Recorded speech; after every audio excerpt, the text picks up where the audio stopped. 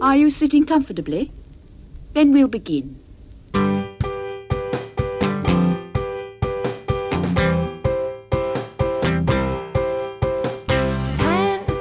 minutes left. Yeah, but there's still some time. It's not the final score. We need more than the numbers we're given. Show us you live and breathe the game. You're more than a name. That's what we came for. We can bring you more than the score. Every story. Let's take this thing off of the field into the real world,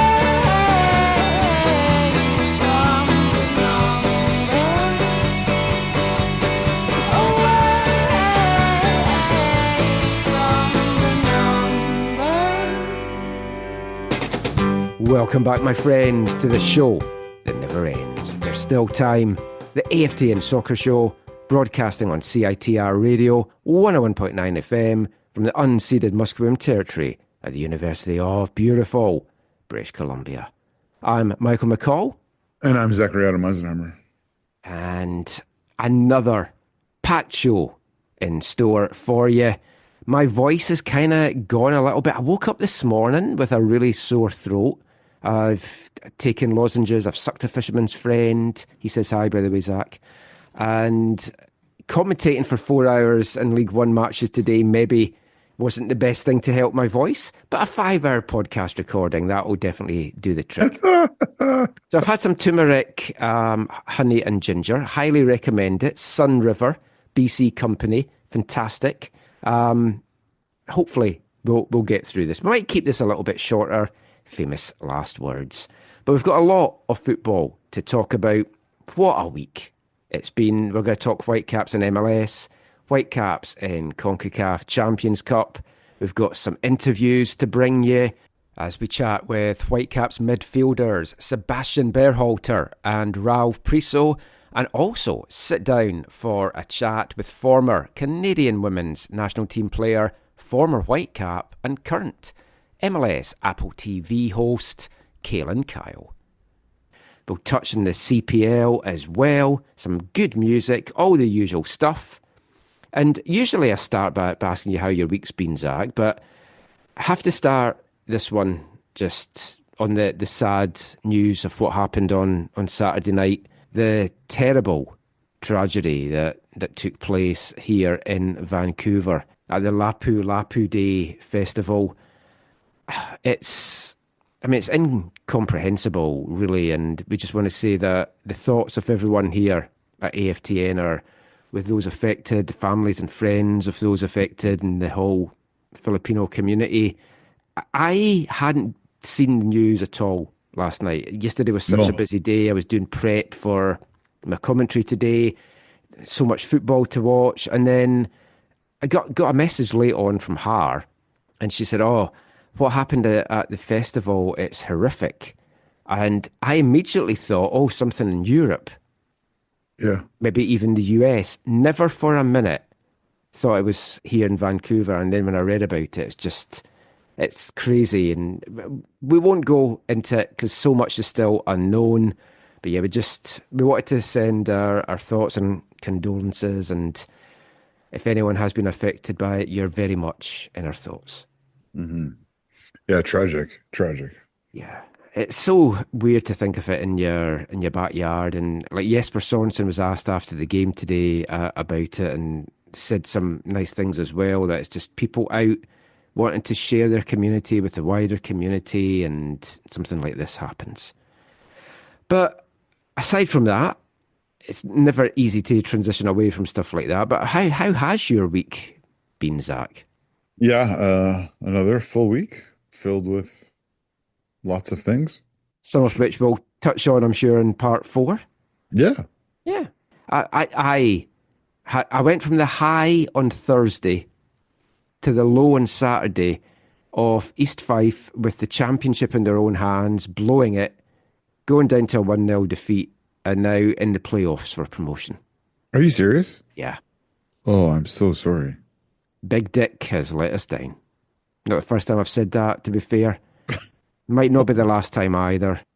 But yeah, I mean, the guys are gutted. I wasn't able to do our East 5 podcast today. The guys did that without me. I haven't had a chance to edit it or listen to it yet. I had just finished listening to last week's one on Friday, and they were all so upbeat and looking forward to the game and everything. And I was all upbeat after the game on Thursday. And then I thought, you know what? I'm not going to buy the stream because I haven't bought a stream all season. I've just watched the highlights. Don't want to jinx it. We're going to talk football superstitions in a little bit. So I thought, I woke up a bit early actually, so I was able to follow along with the text, and it was a depressing start to Saturday. Then I watched the fight I was looking forward to. Conor Benn against Chris Eubank Jr. My boy Conor Benn lost that fight. It was a really good fight. So yeah, not a fun Saturday, and then the horrible news on Saturday night as well. But let's transition away from the sad stuff though, and let's kick this part off. We're going to talk Whitecaps Miami. Oh, what a night. Someone left a comment, I think on Spotify, asking me not to sing anymore. Are you serious? I laughed at that. You blocked them or whatever? I'll just sing all the more.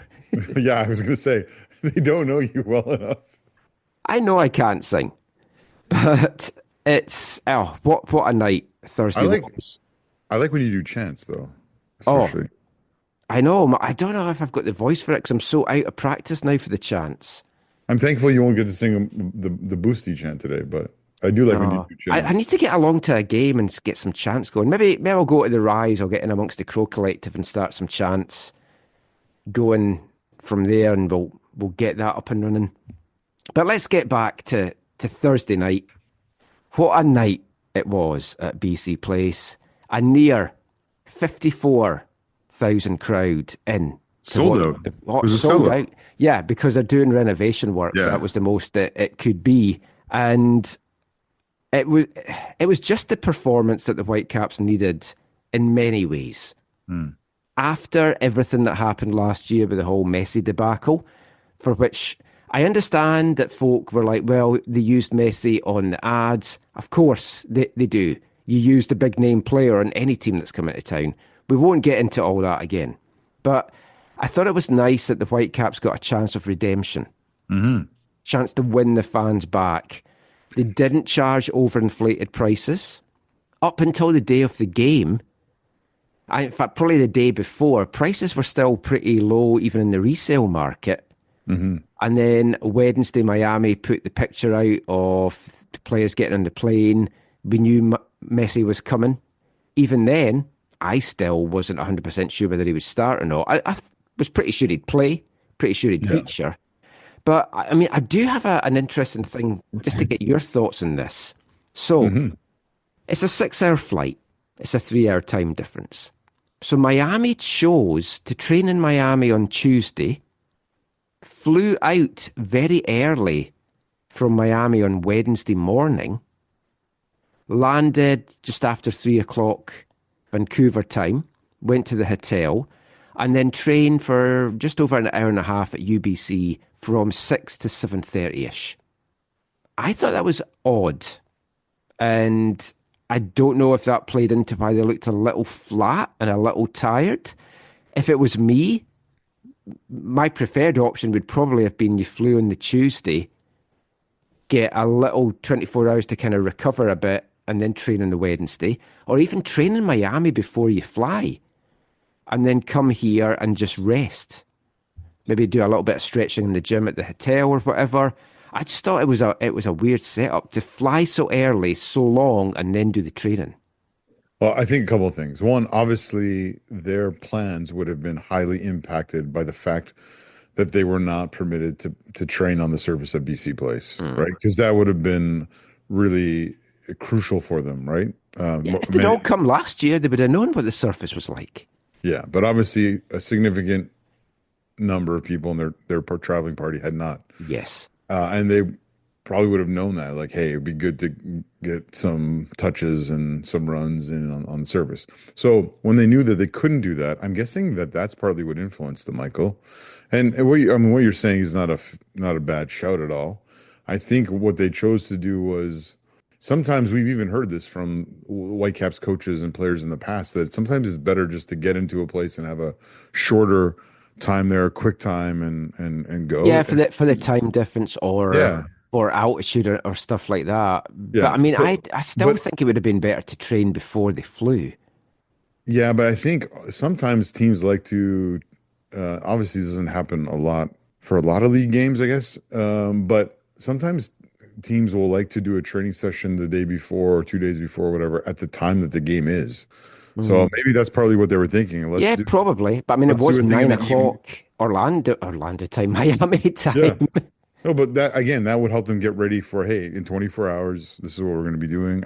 I'm just guessing here. Like I know. I mean, sure, we don't know, and it's like, I mean, when they did the press conference, because we were a bit late in arriving as well with the traffic, and there wasn't that many folk initially at UBC, but I think word spread that they were up there training. There was like 15 to 20 VPD motorcycles that were all lined up in a row, and then by the end of it, there was like, because I left as soon as the bit of training that was open was over. Har stayed to the end and just like was talking to fans outside, and there was a couple of hundred there by the end of it. Wow. No one really got to get anywhere near Messi, obviously, but I guess it's probably the only time he's going to be training up at UBC. Although you never know. Could be an MLS Cup down the road. He might be back here. But Michael, if there's an MLS Cup down the road, there won't be training at UBC. Oh no, yeah, they will probably be at BC Place for that. I mean, there could be some snail racing on. The guinea pig one went well, so now it's snail racing. Takes a lot longer to set up and pull down though.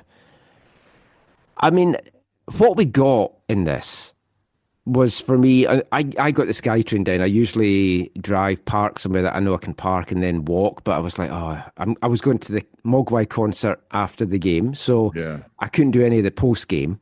And I ran.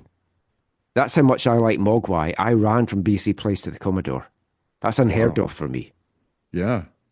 Did it in record time as well. Only missed maybe just over 15 minutes of their set.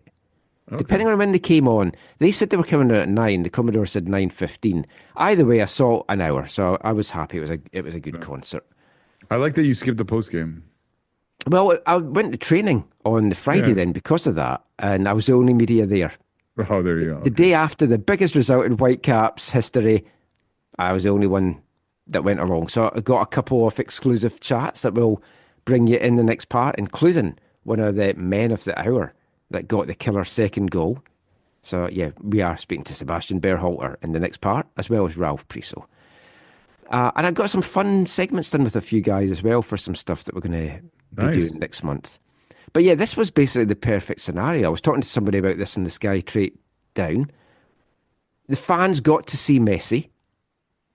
He played the full 90. Miami didn't get the away goal, and the Whitecaps got a multiple goal win. I mean, going into the game, that was my perfect scenario, and it played out.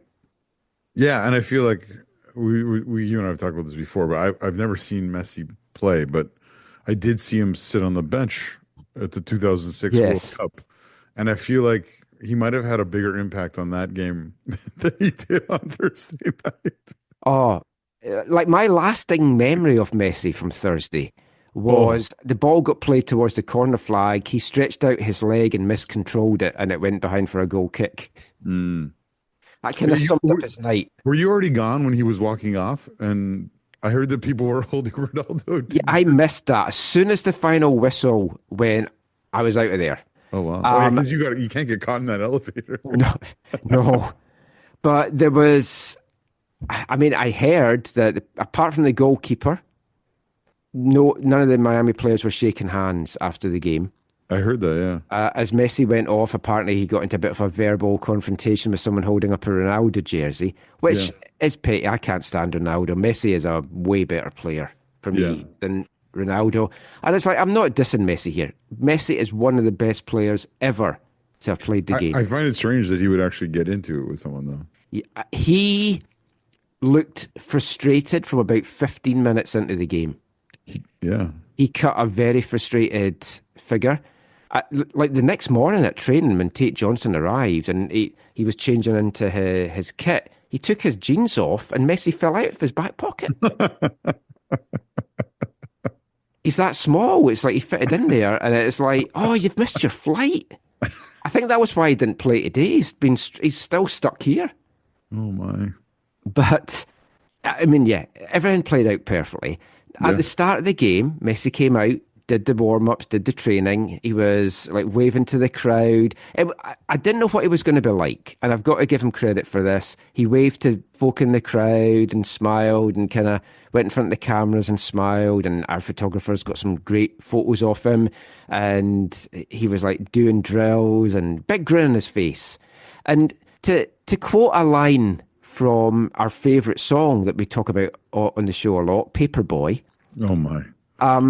He won't be so happy, or he won't be so cheerful soon. Yeah. It wasn't.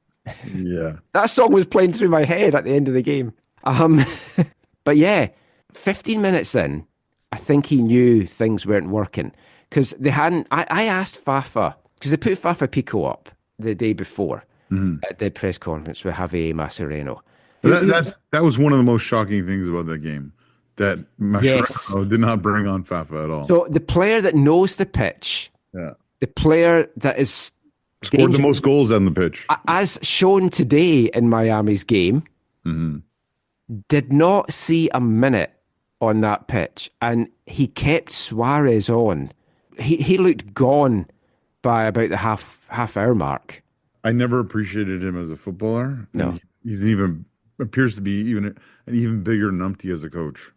I read a lot of stuff afterwards from the Miami side because I was very curious to see whether they would give Whitecaps a lot of kudos or not. Not really. No. I watched a podcast and they were like, oh, I mean, they didn't really trouble us at all. We handled them quite comfortably. I'm like, did you watch that game? Yeah, delusional. But yeah, a lot of folk were saying that Suarez will only get taken off if he tells the coach he wants to come off. And if he says he's good to go, he'll get left on. Who does he think he is? Sergio Ramos? You can't leave decisions like that to an aging player. Of course they're not going to come off. Yeah. But one of my favourite bits of the game, though, I thought initially when I watched it, I thought it was Ranko. Then I watched it back and it was Tristan Blackman. Went right through Suarez, elbow up into his chest as it was. Of course, he goes down holding his face. I thought he'd broken his nose. He was dabbing at his face and holding his face so much. No, didn't even touch his face. The referee was having none of it. The referee, incidentally, was tremendous. Well, let me rephrase that. Maybe not tremendous. I didn't want an MLS referee. I thought it needed to be a CONCACAF official from outside North America. We've got a guy from Guatemala, and I thought he was fair. Yeah, I'm trying to think. There was one moment that I think for me stood out the most in terms of the refereeing, and it was, I think it was the lack of sending off, right, buddy? Second yellow? Yeah. There was a second yellow, I think, for a Miami player. Yeah. When he totally goes on the ankle with his studs, and it's an obvious yellow card. Yeah. And he's just like, I think the ref's like, oh, I don't want to send him off, so I'll let that one slide. It was like shockingly. Then he got subbed off right after. I can't remember who it was, but then he got taken off right after that. It was one of the players that no one cares about on Miami FC. Yeah. Yes. Or Inter Miami FC. Sorry, not Miami FC. Yeah. Yeah. Inter Miami CF. Yeah, it might have put up a better fight, to be honest. I thought Miami were very poor. From the early going, and of course, because they didn't get to train on the pitch, they struggled. They were overhitting passes. It was skipping off the surface.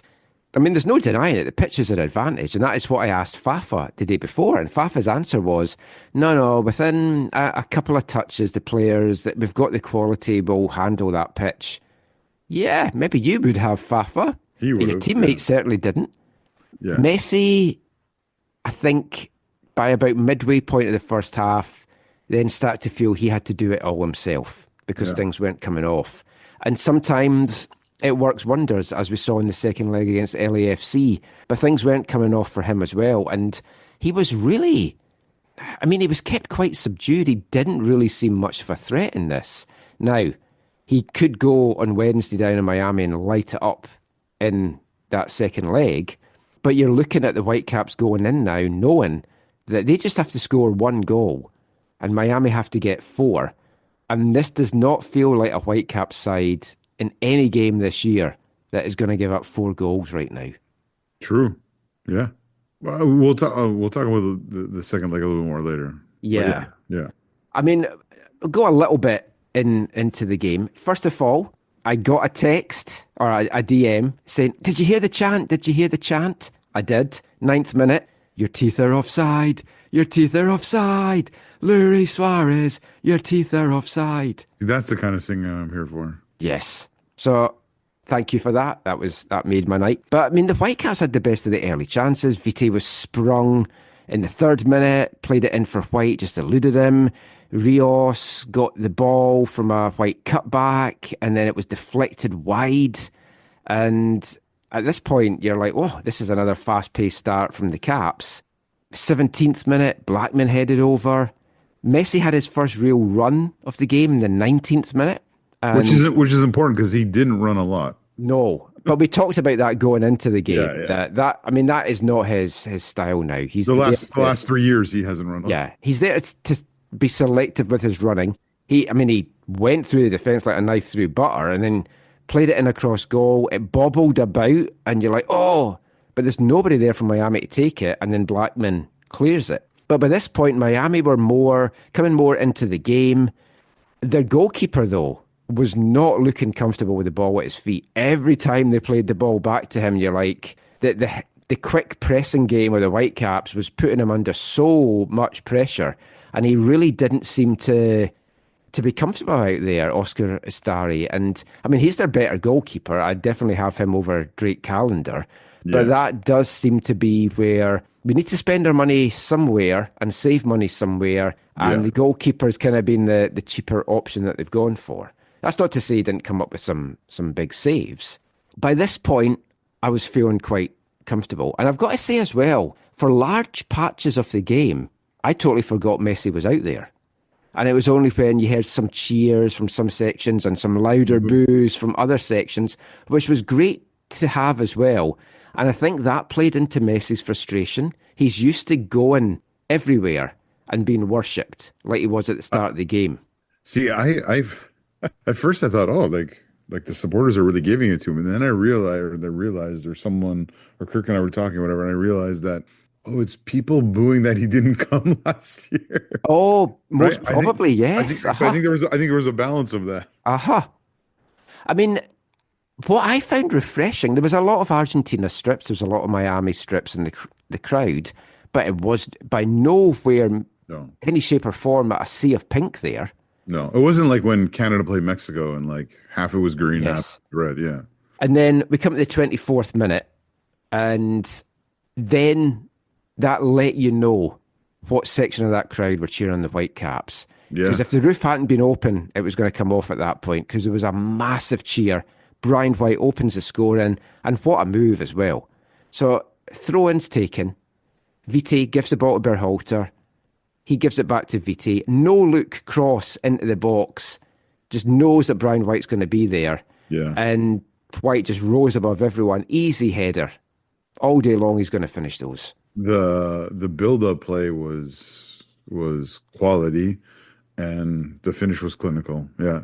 Near post header, and it was like, exactly what you expect from Brian White. Yeah, that's for my friends in the stadium. Aside from you, Michael, that's what they talked about the most, was how loud the support was for that goal itself. There were lots of people might have come to see the little Argentine, but the support for those goals from the home side were exactly what you would have wanted. Yeah, I mean, I'm totally fine with that. Of course, you want to go and see the best player in the world.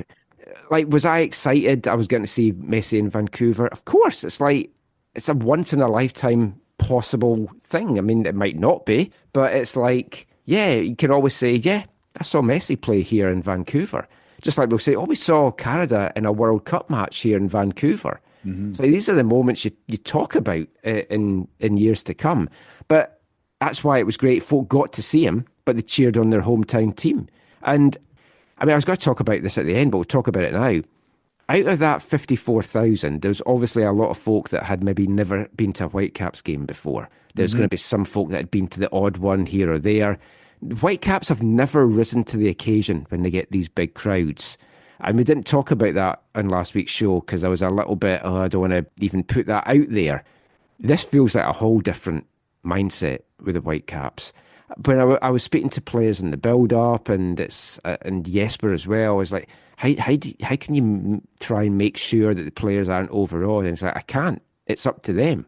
And as we'll hear from talking to like Berhalter and Priso afterwards, it's the mentality that they've got right now. Sierra Meadow, no fear. Learned that from AEW, the Lucha Brothers. But yeah, that is basically what they're playing like. But the cross in from Viti, and we're going to talk more about Viti in the next part, absolutely sublime. Yeah. It was great. But after that goal, it started to get a little bit testy, a little bit physical. Kubis and Messi were in each other's faces, and that kept going for a long time. And good old Kubis. You know, Kubis is, you could just tell he's like, oh, you remember me, don't you? Yeah, it's like, I don't care who you are. That's right. I'm going to play this way against you. Berhalter got a little elbow in the back that I don't know if a lot of folk picked up from Redondo. The referee didn't. I was just watching a lot of the off-the-ball stuff just to see, and Seba just kind of laughed it off. And like Suarez just was getting more and more frustrated as well. And I mean, to close the half out, there was an easy save from Takaoka from a Messi shot. Then Viti had a long-range shot. Rios had a header from a corner. And they went in at half-time 1-0 up. My only worry was I was like, if we could just have got a second to capitalise on how that whole half played out. Mm-hmm. Because I thought Miami can't be that bad in the second half. And they weren't. But they didn't create anything either for the whole game. It's you look at the stats for the game, and they dominated possession. They had 69% possession, 2 shots on goal, and one of them was an easy one right down the throat of Takaoka. Yeah. And the Whitecaps had 5 shots and 5 shots on goal and had 2 of them. 31% possession. I was a little surprised when I saw that, because I thought the Whitecaps did have a lot of the ball, and they are a team that want to have the ball. But sometimes when you're playing a team like Messi and Miami, you can't get the ball. But Miami really controlled possession for big chunks of the second half. But the first chance kind of fell in the 59th minute to the Whitecaps, which was a long-range effort from Berhalter, and it was kind of blasted over. Miami looked the better team by this point. But I don't know what it was. They lacked it in the final third. The creativity just didn't feel there. They just felt flat. Yeah. No, you're right. You know what would have helped that? And maybe a couple of subs, bringing a guy like Fafa Pico on. Totally. Yeah, absolutely baffling. But then, after we got past the hour mark, the Whitecaps got more into it, and all the chances to finish the game came from the Whitecaps. There was a quick counter in the 79th minute. Viti to Berhalter, and again, he fired over. 2 minutes later, there was some substitutions. Kubis and Viti went off, and you're like, wow, you're taking 2 of your really staunch, experienced guys off, and you're putting on JC and Gando, young guy, his first season in MLS, really. I know he had some fleeting minutes before, and Jaden Nelson, just back from a hamstring injury. I thought that was ballsy. Yeah, we were watching. Kirk and I were both wondering, okay, like what impact is this going to have? Is this going to bring the freshness and the obviously the pace of Jaden? Is this going to help things, or is this going to open them up, especially not having Kubas there? Yeah, because Sabbi had come on for Rios at the start of the second half. Yeah. And as soon as Jaden came on, Sabbi on one wing, Nelson on the other. When you have tiring Miami. Yeah. Oh. When you have 2 wingers of pace like that, it's massive, right? Like that's the Bayern Munich of, whatever, from 2006 kind of to 2020-ish, right? Like when it was Ribéry and Robin for a lot of that, but not all of it. But like you have 2 quick, skillful, usually inverted wingers, and that can both create and or score. And a team can't just focus in on your center forward. And that's the one thing I did think, okay, yeah, with Sabbi coming on at the half and then with Nelson coming on, I thought, okay, if this doesn't open them up to Miami, then they are going to unlock Miami. Yes, I thought the same thing. I thought there's a second goal coming here. Yeah. Clearly, that's what Jesper Sorensen thought as well. But I mean, it's dangerous. You're taking off a guy in Kubis that's handled Messi superbly for the whole game. Yeah. And it's like, did Jesper think, you know what? He's doing nothing. I think we can risk this. And like, full credit to JC and Gando, because he came into that midfield and was an absolute beast in the closing moments. And we'll talk a bit about him from today's game as well, because he was equally excellent against Minnesota. But yeah, Sabbi and Jadon's pace was causing so much problems, and it led to this crucial second goal 5 minutes from the end. And Sabbi's going forward, evades a tackle, gets up the wing, plays it forward, nipped in Jadon Nelson, and there's a little trip there. Now, a player could have gone down. I don't think he would have got the penalty if he'd gone down. But he could have tried to win a penalty, but it's like, no, I'm staying on my feet. Cuts it back, and it takes the longest time before it actually falls to Sebastian Berhalter, or at least live, it felt like it was like 2 minutes it took to get to him. It was actually, technically, it was a poor pass to Brian White. It was behind Brian. It was behind Brian White. None of the Miami defenders could react in any way to get to it. Well, and then you're thinking maybe Sabbi can get to it. No. But then you're like, maybe somebody's coming at the back door. And well, yeah, because the camera hadn't picked it up, but from where we were watching, we saw Seba making the run. And it's like, that's the kind of moment, adrenaline going through you. That is so easy to sky over the bar. Yeah, true. And actually, as soon as it left his foot, I still wasn't 100% sure if it was going in the net or over the bar. Just, it was one of those things that it was going so high into the roof of the net. But what a finish. Scored a cracking goal against Pumas to set up this game, and then gets that one. And then he scores today, as we'll talk about as well. And like, spoiling what we're going to talk about, Sebastian, about in the next part. But he basically just said he blacked out. The ball came to him. The next thing he knew, he was in the corner flag celebrating. Wow. And I mean, it would have been so easy to miss that. But the noise for the first goal was immense.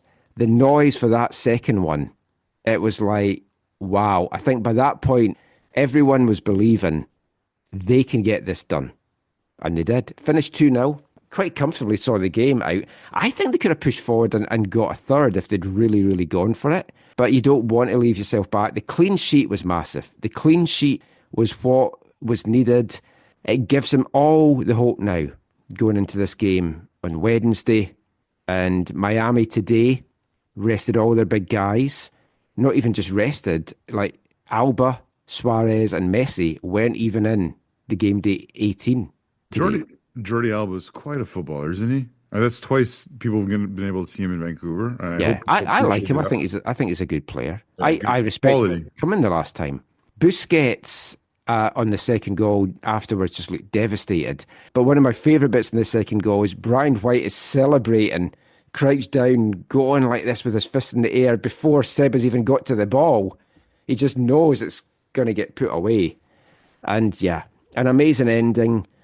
I think everyone that was at that game will remember it for a long time. Folk will want to come back. It's great that they've got a home game next Saturday, and hopefully they can pack that one out. I like to feel I played a part in the victory. My lucky hat came into play once again. Oh, Michael. For anyone that doesn't know, because we've had a lot of new listeners in the last couple of weeks because the Whitecaps are doing so well. Last year, on the day of the Portland game playoffs, I was in Cannon Beach. I wanted another Oregon Coast hat. There's a cute Cannon Beach hat with a nice dog that looks like my dog on it. So I bought it, wore it to the game that night. I even kept a little white cardboard bit in the front just to keep its shape because I had just got it. It's still in it because I won't take it out now from superstitions. So, yeah, I've worn that. Every time I've worn it, either in person or watching the game on TV, the Whitecaps have not lost. I don't want to say they've always won because there was the draws, but they ultimately gave them the wins in the tie, and that was against the Mexican teams. So yeah, that was my lucky hat. It's now my superstition. I've got to wear that. I'm going down to Miami on Tuesday. I will be taking that hat with me. Hopefully no Miami fans steal it off me now because they've heard the podcast and they want to get hold of this.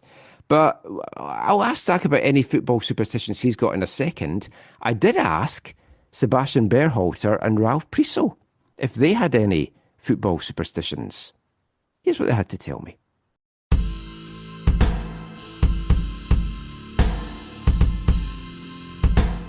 So, I bought this hat in Cannon Beach in Oregon, the day of the Portland game, the 5-0. Okay. Wore it to the game, we won.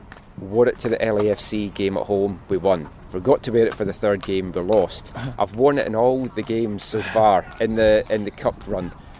Do you have any superstitions that you have to do before a game, or just anything that you do?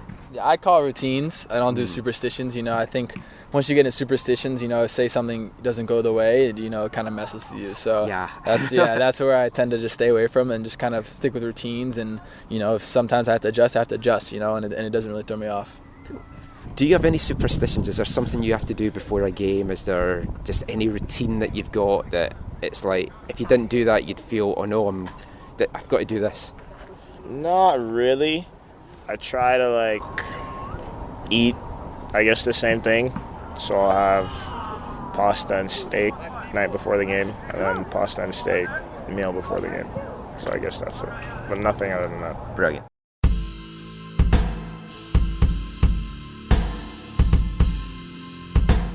So not superstitions per se, more routines.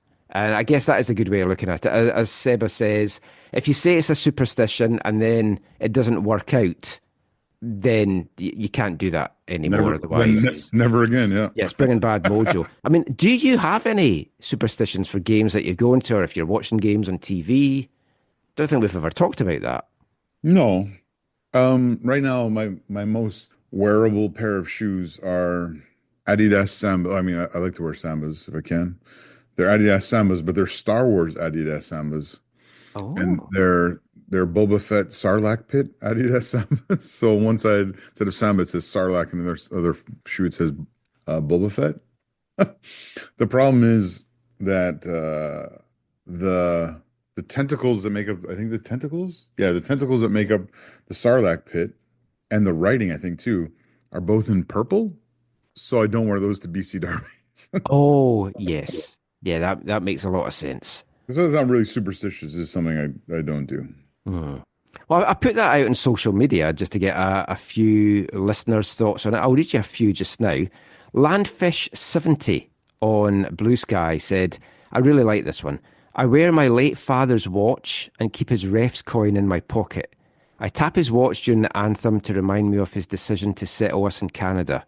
He played all his life, was a ref, coached me as a kid, took me and my sister to Empire as kids. I wish he could have been there at that Miami game. Really, really nice. That is nice. Olaf says, when attending Caps games, if the Caps win, then I bring the same scarf to the next game. Lose, and I bring a different one. Draws, depends on the relative position in the table. Draw against a lower ranked team, new scarf. Draw against a higher ranked team, same scarf. That's a good one. I like that too. Chris Corrigan, I'll ride a winning streak with the same shirt every week. But if we fall off the trend, I'll switch up shirts. Especially if someone does a double over us like they did in TSS. So he wore a different shirt to the TSS game this weekend and they won. So clearly that is working. Jeff Salisbury, you know Jeff well. He used to have a specific Canada top that he would wear because Canada had never lost while he was wearing it. We finally lost while I was wearing it, and it destroyed all match day superstitions for me. I watched Cameroon, Switzerland with Jeff in Doha. Oh. Just the two of us, second half. Yeah. Ben Cooper Whitecaps said, all I know is the Whitecaps bucket hats are cursed for me and my brother. Guaranteed a poor result if we wear them. We stopped wearing them, and now look how well the team is doing. Amanda Chow always wears blue underwear. Didn't feel it was appropriate to ask for proof of that in this day and age, but Amanda will laugh at that one. I like this one from our good friend Greg Petrie. I start most major games with an overwhelming sense of dread. Not sure if that counts. Oh, my. So that was all the ones from Blue Sky. We've got some on Twitter as well. These are fun. Yeah.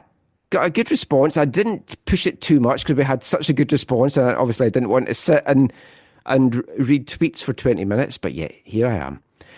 Pedro Nascimento. I like this one as well. He says, for sure, I repeated this outfit throughout the whole victorious Fluminense campaign in the 2023 Libertadores title.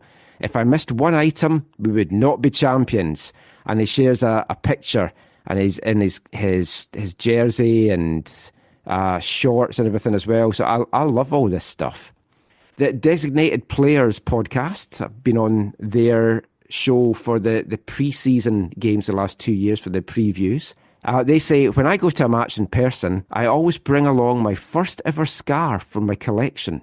Been to a lot of games, starting with the 7-0 Red Bull New York Red wedding game, and topped off with ECF victory away, hoping to add a few more wins to the list soon. So, I mean, you'll hate it because it's a Dead Bull scarf, as you would call it, but it's nice to have that. MLS Slackers, who were the people that DM me and said, did you hear the chant?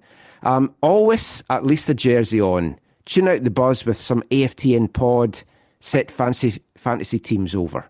So that's a good superstition. That's a great one. Yeah. Garrett Blaney says, I've worn the same 2025 peak jersey and the same hat to every game I've gone to this season, and they haven't lost. Been to every home game except the Chicago one. Oh, wow. That was the one they lost. I know we're going to come to this later, but Chicago got smashed. Oh my goodness. Yeah. Couple more. Rathigan Can. I make sure I'm wearing my Whitecaps socks, shirt, jacket, scarf and hat. And he's convinced that's what's tipped the scale in the games this year. Mokum Vac G says, select bucket hat, currently Black Watch tartan, and oddly, a favourite scent that I only wear to the footy. So that's an unusual one. And I saved this one to the end. I like this one. Mac Wilson, I give the Terry Fox statue a fist bump for good luck before every match. That's nice. That's good. So great to hear those. If you have any other superstitions and you didn't see that on social media, let us know. The hat will be making the trip to Miami. I will also be making the trip to Miami. What are you expecting on Thursday, Zach? Or Wednesday, Zach? Don't expect it on Thursday. I'm expecting to be very tired on Thursday. Yeah, no, this is obviously a massive match for the Whitecaps. First off, congratulations to the organization and to the players and the coaching staff on what they've done so far in both as a competition and in the year. I mean, the turnaround that Axel Schuster has overseen at the Whitecaps is pretty crazy. And I know this season hasn't fully played out yet, but his decision to part ways with Vanni Sartini is proving to be a very good decision. I think maybe only Vanni and his extreme loyalists would disagree. We know Vanni would disagree. Well, I yes. think some of his extreme loyalists might, but they'd be wrong. And we've got to give Vanni full credit. Like, he's built the core of it. Vanni himself pondered at the end of the season, maybe it needs a new voice in there, and that's shown to be exactly the case. Yeah. And there's different tactics as well. The zonal marking's gone. Yeah.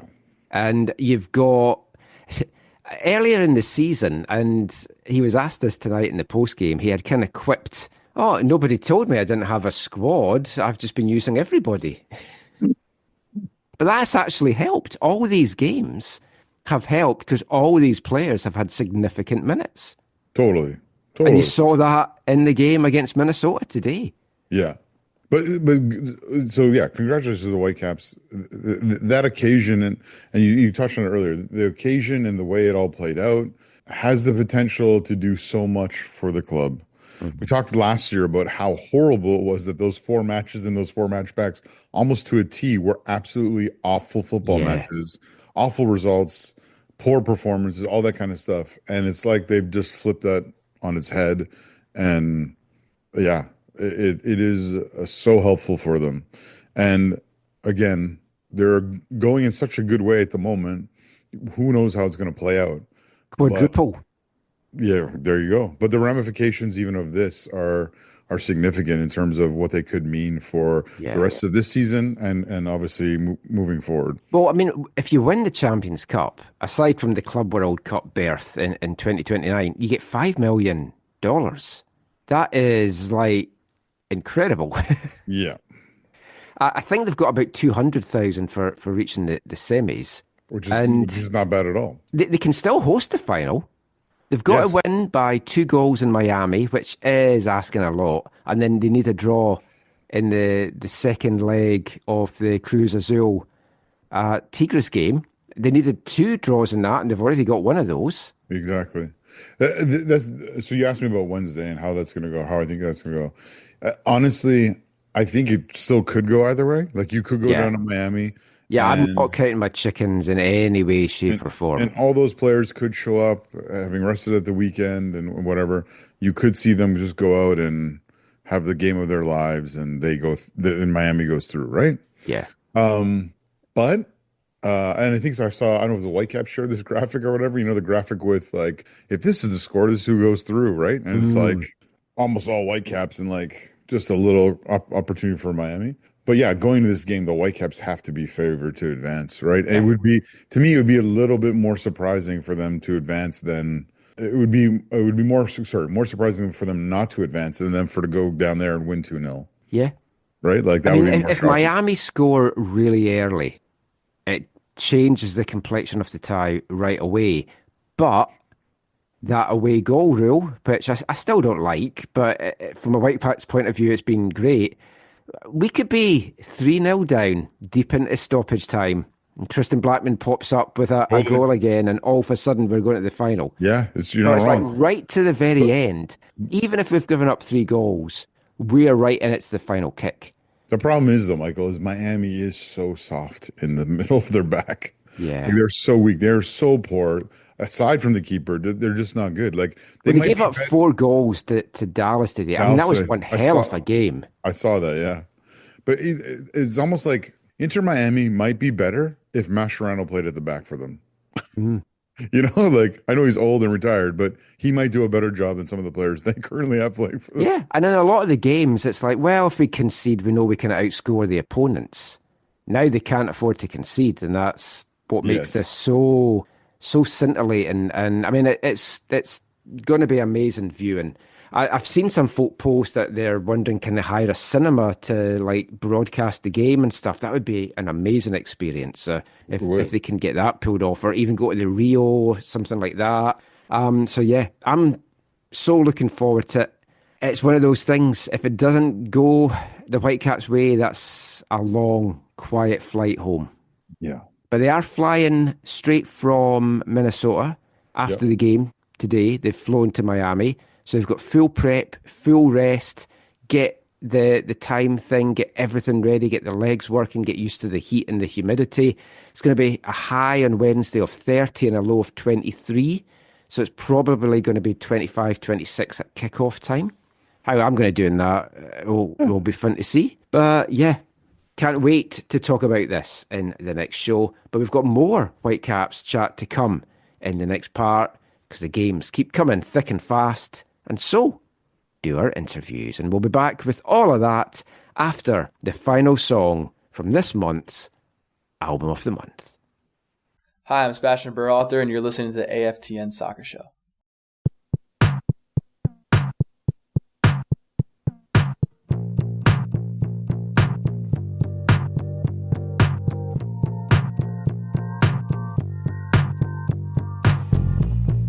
Trying to be present lately, taking walks around the neighborhood. 27, just a baby. So much in this life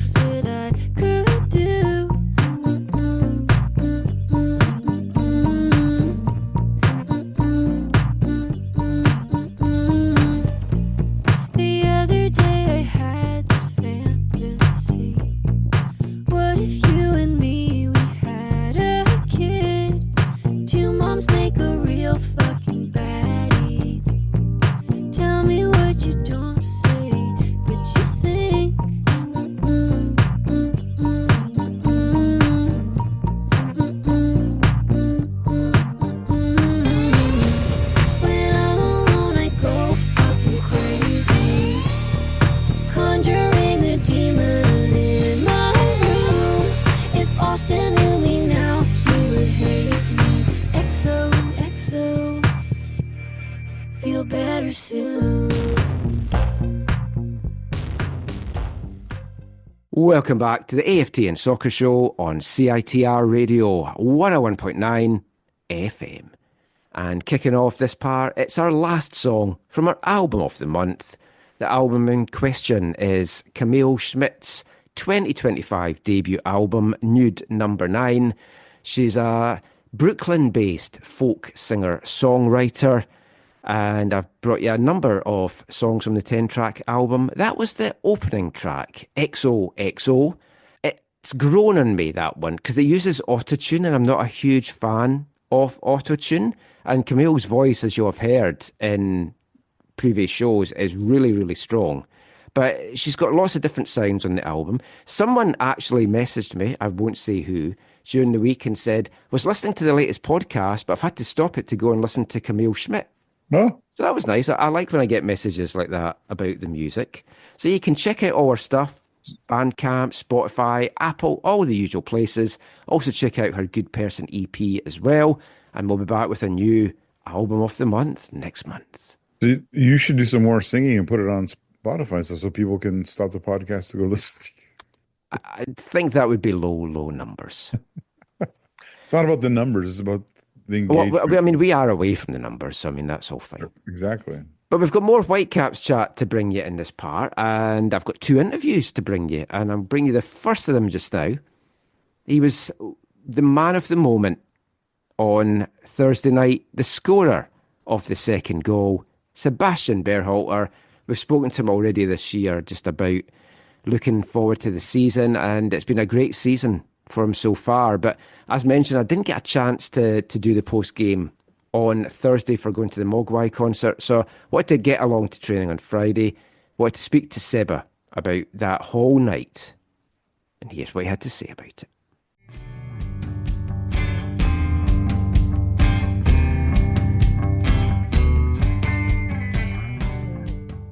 So, I mean, Sebastian, how you feeling? It's Friday morning, the day, or the morning after, I guess, the night before. Did you get any sleep? How easy was it to kind of switch off last night? Yeah, it took a little bit. Just chilled out for a bit, kind of just, I watched the game back and just stuff we could have done better as a team. But, just kind of after that, went to bed. What was that experience like for you? I mean, capacity crowd, very pro-Whitecaps, which I wasn't sure exactly what we were going to get in there. I mean, was it what you were hoping for, expecting? Yeah, I think the fans really brought it. I think that was super important to see, how they rallied around the team and, kind of gave us all confidence, especially, the tifo in the beginning, made us dream again, it was touching to see that, that the fans feel that way, and hopefully we can keep delivering for them.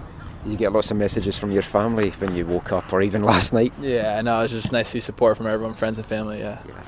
Is your dad winding you up? Oh, we've beat you. We're the only team that's beat you so far. Yeah, no, I mean, it's something that I think in a couple months I'll be hearing more in the off-season of, but right now he's kind of focused on his own thing. So, I mean, it was quite a physical game. There was a moment last night, because I was watching a lot of the off-the-ball stuff. Yeah. Redondo just gave you an elbow in the back. It's like, do you thrive in those kind of games? Yeah, I kind of like it. I don't know. I like, when they try to give those little bit extra, I do enjoy it. And, it's about also keeping your head, because it's something they try to do to try to throw you off. But, I like those situations. It's a team that's playing with no fear. Mm-hmm. And, going into the game, you never know how some players are going to react, because maybe being the biggest crowd they've played in front of, and you don't know if they freeze against some big guys opposite them. But just talk about this team. You've gone to Mexico twice and got a result. You've got that result last night. There feels no fear at all in it. Yeah, I don't think there should be. I think we know we're a good team. We know we have quality. We know we have a good coaching staff. So there's no reason to have fear. It's just about going out there and being who we are, each individual player, but then also as the collective, just showing who we are as people, as players, and then, go and put results on the field. Like last night, I genuinely forgot Messi was playing at times until you heard some boos or cheers or whatever, which I think is testament to how well this team played as a unit. Second leg's obviously going to be tough. Knowing you kept that clean sheet, it feels absolutely massive right now. Yeah, I think the back line was incredible. I think everyone from, Tate, Tristan, Ranko, Eddie, Yohei, they all just, it's like one cohesive group, when you look back there, you see those guys, you're not worried. So the clean sheet was big, and hopefully we go get the result again. And it's a game as well that when you go into that, if you score at any time, it's not necessarily game over, but they need to score 4. the mentality for this, how easy is it going to be to get into the right mentality? Yeah, I mean, I think you just want to win. I think it's like any other game. You got to play. We're going to play normal. You know, I don't think we'll hold anything back. I don't think we're going to sit off. We're just going to go and play our game, and you know, have them bring it to us, and we're going to bring it to them, and hopefully we come out winning the game. I just asked you about your goal, big one against Pumas. That one, it felt it took forever to get to you because I saw you making the run, and I was like, oh, it's just going so slow. Talk us through that moment. Yeah, I just blacked out kind of. The ball, as soon as it was like 3 yards away, I don't even remember seeing it. I don't remember seeing it hit the net. I just remember wheeling off, celebrating. Heard the fans go crazy, and I thought, oh, it must have gone in. So, yeah, that was a cool moment, and it was well done by Jaden and the guys to, you know, get it to that point. You know, actually 2 runs that it didn't go to them, but it was, you know, lucky enough to fall on me or just put it in the back of the net. Well done. You were superb last night.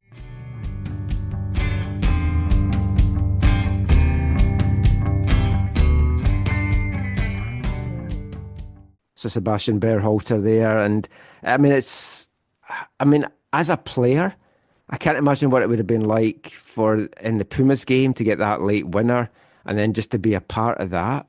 But I mean, I really like that Seba is getting more and more attention this year because his game has grown every season he's been with us. We've talked about it on the show already. Folk are already talking about, he'll be part of the Gold Cup squad this summer for the US, which is great, him and Brian White going. Not obviously great for the Whitecaps if we're down tons of players for that Gold Cup tournament. But that just shows you what happened. If you've got a winning team and you've got eyes on the team, all of a sudden players are being talked about for national team contention. Tate Johnson's being talked about for it as well. Yeah, no. The better you do at the club level, obviously it opens opportunities for at international level. Because all the eyes are on Vancouver just now, and I think a lot of eyes were wondering what it was going to be like on Sunday. A trip to Minnesota, a first v second battle, and in many ways this was the game you didn't want for the Whitecaps. The only other game I probably wouldn't have wanted would have been like a Cascadia derby in this, because you knew they had to rest players. And Jesper Sorensen made 8 changes to the starting lineup for the game on Sunday.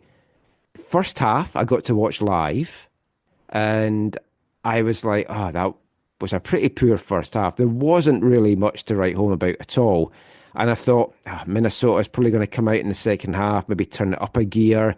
Will the Whitecaps bring on some of their starters just to try and get a point or whatever? Never did I see it playing out the way it played out. It was a fantastic second half just in general, football-wise, but Vancouver, in a 15-minute spell, just put this game to bed. Sebastian Berhalter, again, with a fantastic goal. We'll come at all the goals individually, and then a brace from Pedro Vite, but what a second half that was. From a team that you could easily say, it's the Whitecaps B team. I don't know if they can even say that now because they all performed so well out there. It was an incredible overall performance. I'm the opposite of you. I got to watch the second half live. I missed the first half because of work. Yeah, I didn't miss much. Yeah, you told me that. And I was like, okay, good. And then I told you should watch the second half as opposed to just watch the highlights or something. Yeah, I was going to just listen to the second half on the radio as I drove out to Langley for the commentary, and I was like, I'm going to risk keeping away from the result. So shut off my WhatsApp groups, didn't check email, and I did manage to avoid the score, so it was very, very pleasant. Nice. At 3-0, I thought, should I just look at the score now? And it's like, no, I want to be surprised by what happens. Yeah, no, it was that Vite sub. I think was pretty huge. So bringing had a hat trick. Yes, he should have had a hat trick. Special performance from him. I'm sure Roma's getting in touch soon. Yeah, I mean his sale value is going through the roof if he was on a contract beyond the end of this season. That's right. Oh, that's right. Well, they could sell him in the middle of the year still. Yeah, which would not. I mean, that might have to be the way that they go. If he's like, no, I'm not going to sign a new deal. It's like. That said, do you turn down a big payday to have a key guy to maybe win you an MLS Cup? I don't know that you. That's a difficult one. That is. I mean, it's difficult in a normal season. I think that's a heightened difficulty in the midst of if you're Greg Kerfoot, do you cash in a little bit, or do you say no? It makes the sub more sellable if we win a title, right? Yeah. There's a whole bunch of variables here that they've never dealt with before. Yeah. Also, Pedro might be like, no, I'm happy to sign a new deal for now. He would be crazy to do that. Unless it was a crazy high deal, but in if you're doing it in MLS, you're limiting what you can make. Well, I mean, his agent's like DP, and it's hard to argue that he shouldn't be with what he's doing. But then Brian White's agent could be like DP. Well, talks about you don't want that tag. Brian White is a TAM player, right? No? Yeah. I mean, Vite, if he signs a new deal, it's going to be a bumper deal. Should he be a DP if they can buy him down to be a TAM player, which I think they probably could, and he's happy with what he's getting money-wise, with the thing, if a team comes in for you, you can go. But, I mean, he turned the game for sure when he came on. But let's talk about the first goal, because I talk about this a lot in the podcast. I talk to Kaylyn as I'm watching the games, and she has no interest in football, basic understanding of it, and she has to listen to me in her ear going on about stuff. This was a lovely move. Sabbi, well, the ball's played forward. Sabbi stretches out a leg. He gets an assist for this, a second assist, which to me is crazy. Comes to Giuseppe Bovalina, who getting his first start of the year after just fleeting minutes. And I liked when he came on. I thought he showed well in the sub appearance that he had. He sends it back, cuts it back from the byline, comes to Sebastian Berhalter. Beautiful finish. He's celebrating, and then the flag's up. And I'm saying to Kaylyn, who was offside there? Yeah, and I'm watching the replay back, and I'm like, there's nobody offside. Someone needs to tell me how that's offside. I was watching with the sound down, Michael, and I was like, what the heck is going on? How can they be calling this back? I watched the replay. I'm like, no, they got this wrong. They're gonna give it in the end, and they did. To be fair, did. I mean, obviously, VAR did what it's there to do. Calls him over, and it's like Bovalina is behind Sabbi as the ball comes through. And the funny thing is, like I'm joking that Sabbi got the assist. If Sabbi hadn't stuck out his foot to take the pace off the ball, Bovalina probably wouldn't have kept it in to cut it back to begin with. So maybe Sabbi does deserve the assist for that. But it was another Berhalter banger. A quality strike. Yeah, he has really, really, really improved. Kirk said to me, I think it was during this game. He said to me, "Is he really that good? Like, is Berhalter really that good?" And I said, "He's on a good trajectory, right? Like, he's going in a good way." Yeah, he's year upon year improvement. Yes, he'll still fire some of them over, but of course you are if you're doing long range efforts. But year upon year improvement, and that's what you want for a player at his age. Like, you want to see that progression. And we've talked about it already in this campaign for the Whitecaps. Just like the pace of Sabbi and Nelson have given them another weapon in their arsenal, having someone who can shoot from distance, quality, consistency, pace, placement, is something I feel like they haven't had for a long time. Mm-hmm. And it's just making them so much more dangerous, because clubs have to be aware of that, and then it creates space and opportunities on other parts of the pitch. Mm-hmm. And we've been saying for weeks now, all the goals are going to come for Vite, because he's been getting so close, and there's been blocks, there's been deflections, there's been narrowly wide. And I think his performance tonight will give him such a huge boost, and he's just going to be firing shots in all over the place. He's another player that is now doing what we wanted from him, and he wasn't doing it on a regular basis, but now he's got a regular run in the team. He's not in and out of the team. He's not fighting with Ryan Gauld for that kind of role in the team, and you're reaping the rewards. Bovalina, that got the assist on the first goal, when I went to training on Friday, they were kind of doing the drills, and I was like, oh, is that going to be the team for Sunday? I thought most probably. And I saw that Bovalina was at right back, and I was like, ooh, that's an interesting one. I thought he was excellent in this game. Dealt Worked with out. everything. Didn't get forward as much as we know he can, which is good, because sometimes when you're playing right back, you do need to stay home. Yeah. No, you're right. He was excellent. And we got a run out as well for Sam Arakubi, got a half under his belt. Yeah.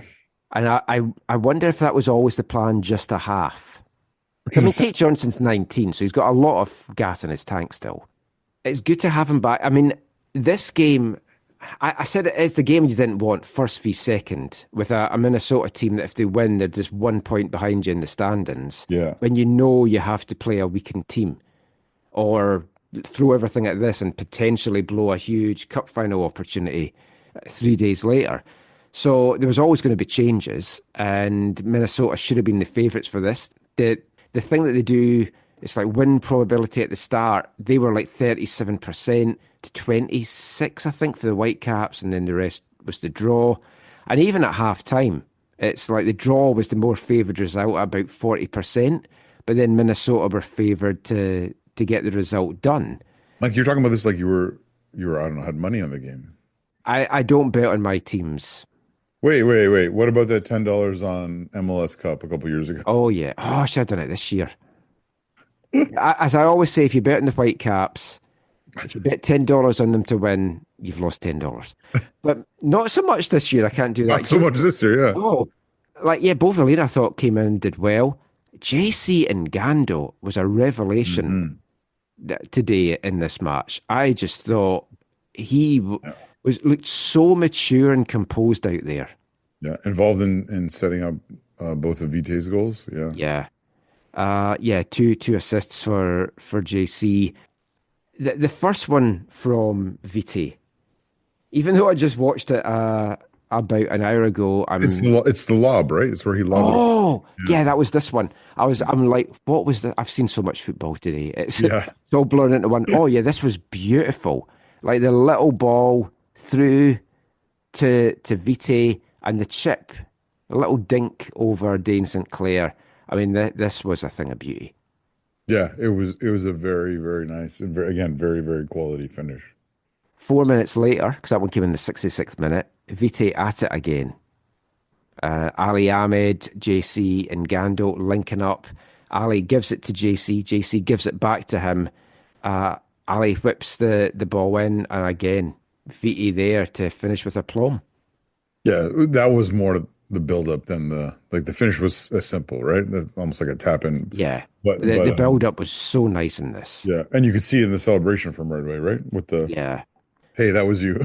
Yeah, Sabbi nearly added a fourth with an audacious scissor kick attempt. It's kind of a scissor kick attempt. But then Will Trapp pulled one back for Minnesota. 10 minutes to go. Wasn't worried in the slightest. Consolation. Yeah. Tanny got the assist. Yeah, volleyed home from close range. The Whitecaps will be disappointed not to have the clean sheet. You can see it written all over them. It's like, But, I mean, Minnesota just didn't look like they were even going to try and get a second. Sabbi had a shot turned away. Vite had a shot that was blocked. Bova had a chance as well for his first goal that just skipped across the face of the goal. So we finished 3-1. Big win for the Whitecaps, and we'll talk about where that leaves them in a sec. Now, we didn't speak about this before we recorded. Do you know about the incident and and what's come out post game? Because even I don't know what's come out post game, but even though we were watching with the sound off, it was like, what is going on? Like, what happened here? And then watched some of the post match, and I saw how upset Sam was, and I saw well, I mean, with Sam was Sabbi into Tanny to trying his Canadian teammate to look what happened here. Now, it was one of those incidents that, again, you're watching it and you're thinking, I don't know what this is all about. But then you see how upset Sabbi is, and Berhalter immediately is over, which makes you think Berhalter has also heard what has been said, because he's the one that's in picture. Sabbi, and for if anyone is unaware, Joseph Rosales, Honduran player for Minnesota, is being investigated by MLS for the use of discriminatory language. Right. Oh, I did see that part, yeah. Yeah, reports after the game say it seems to be of a racial nature. Sabbi was very upset, and Berhalter just flies over to it. And at first, I didn't. I thought it was just coming together or whatever. But then it goes on for about 2 to 3 minutes. The ref's over speaking to the coaches, and as soon as that happens, you're like, I think I know what this is. Yeah. And I really hope it's not, but it appears to be. Now, MLS have had this before, and it's often one party says one thing, one party says the other, and they can't get a definitive answer.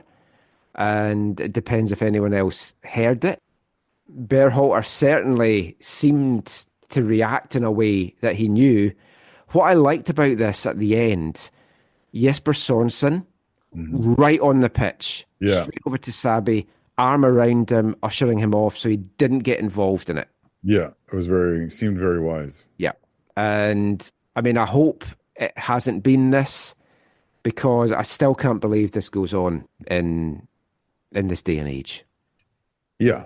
And obviously, it shouldn't. Has no place in football. Has no place in anywhere. The wider culture. Usually, in these situations, Mike, obviously you and I don't like to speculate on things that we don't know about. Yes. The one thing the one thing I would maybe just like to ponder, if I could, and you can edit appropriately. And we've talked about this before, maybe not in this context. Oh, I think I know exactly what you're going to say, because this was going through my head. Yeah. So I do not know. I'm not fully, and I actually have a friend who's actually there right now. I don't fully understand Honduran culture, so I don't want to presuppose anything. However, over the last year, I've learned more and more about Costa Rican culture, which is also a part of Central America. Yeah, we had, like, in an interview with Kendall, we were talking about this off the show. Yes. Yeah. Oh yeah, we did. Yeah, we did have a full conversation. Yeah, it was quite enlightening for me. Yeah. So in Costa Rica, it's just like, like in any culture, at any given time, there are things that everyone agrees upon, have certain meanings, and agrees upon the value of those meanings. Meaning, like, it's good or bad or neutral or whatever. Right. So I'll give you an example from Costa Rica. We're going to talk about two things from Costa Rica. I'll give you an example of one, and then we'll talk about one that more applies to what we're talking about. So when we were in Costa Rica, there was all these little convenience stores. Like, so we slept at a church building. So we were like in this community, and there were all these little things that sort of were like convenience stores.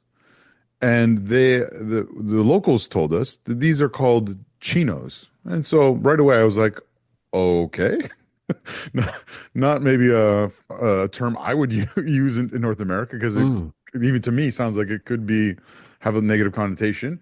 And as I asked them about that, they said, look, in Costa Rica here, anyone who's Asian is called a chino. And these type of, I think, this is how I understand it, I might be wrong, but these type of sort of convenience stores were all originally started by like Asian people. So now they're all called chinos. So those stores are called chinos, and anyone who's Asian in Costa Rica is referred to as a chino. So again, being that it's 2025 and I come from North America, I was just like, can I ask a follow-up question?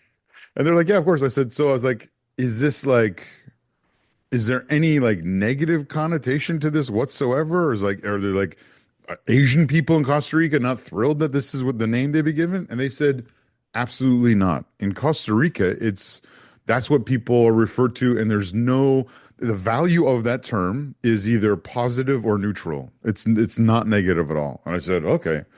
And that reminded me of how in Costa Rica also the term negro in Spanish or negrito is not a bad term. Yeah. That's what Kendall was telling us, and I was like, "Oh wow!" Yeah, because I first, how I first learned it was seeing his mother-in-law's post on social media talking about her negro, and I was just like, again, North American, 2025. Like, I was just like, can she say that? Like, is this just an inside thing between them? That's okay, allowed or whatever.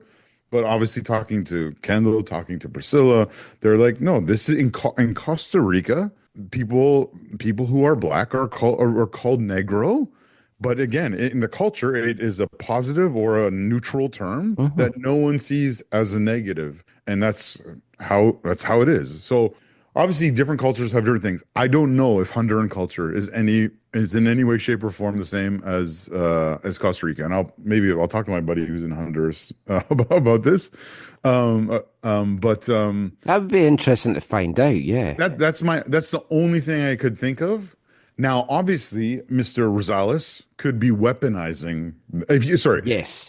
Again, we're speculating totally here, so I don't want to. Yeah, because we don't know what word was used or whatever. But I think everyone's mind probably went to the same place. Yes. So you could see someone, if the culture in Honduras is similar to Costa Rica, you could see someone weaponizing their own culture and their own language, but then hiding behind it, saying, "In my culture, this is a term that's either neutral or positive." And it also depends if you put another word in front of it. Exactly. Which then takes a darker connotation. I think what we saw with Patrice Evra once, right? Oh, yeah. Years ago, someone said something, and I think wasn't it Suarez, actually? It might have been Suarez. Oh, look at that as you're talking here. It was Patrice Evra who made a claim, and I think the person was from South or Central America, and their part of response was, in my culture, this is a neutral or a positive value associated with that word. It can get, yeah. You're right. It was Suarez. And interestingly, as I Google this, 2 days ago, Patrice Evra has called out Luis Suarez and he wants to face off against him in a cage fight, MMA style, in Paris. There you go. Wow. I didn't know that. I did not know that. But yeah, wow. So this could be cultural misunderstanding. This could be a weaponization of one's own culture in a different cultural context. Suarez got an 8-game ban and a £40,000 fine. Because he was found guilty of racially abusing. There you go. Yeah, I mean, I totally forgot about that incident. With Suarez, I don't think anyone would trust him if he's like, no. I was just like, this is how we talk in Uruguay. I didn't mean anything by it. Like, I don't think anyone would trust him. No, I do not know Joseph Rosales from anyone. Like, he was trying to play it down. Like, he was like the typical thing that you do if you've done something wrong. No. Yeah. So I don't know if this will go anywhere. But Minnesota have said they're aware of it. The Whitecaps have put out a statement as well. MLS are investigating. A lot of these, you're needing someone else to have heard it or the person to admit doing it. Yeah. And if he did it, he's probably not going to admit that he did it. Sabbi definitely heard something. Yeah. And with Berhalter's reaction, you kind of have to imagine that he may have or had worked out what was going on. And what we want to say as well is we're not condoning this in any way, shape or form, clearly. We just wanted to kind of explain what the culture is like in certain countries. That said, Rosales isn't in Honduras anymore, and Sabbi isn't a Central American player, so it doesn't know that culture, so it doesn't excuse it in any way, shape or form, even if what he said was what we were saying may have been. Yeah, it was an unfortunate talking point to come out of the game after such a good performance and like basically what was another fantastic weekend for the Whitecaps. Mm-hmm. We've gone quite long in this bit, so we won't go through all the games. If there's anything in particular you want to talk about in a sec, we can. But KC, San Jose, San Diego, Austin, LA Galaxy, and obviously Minnesota all lost in the West. Mm-hmm. So 6 teams took no points whatsoever. Seattle, Colorado, LAFC, and St. Louis all drew between themselves. So 2 points dropped by all those teams. RSL, Houston, Dallas, Portland, and of course the Whitecaps, the 5 Western teams that won. The Whitecaps now lead the West by 5 points. Portland are second.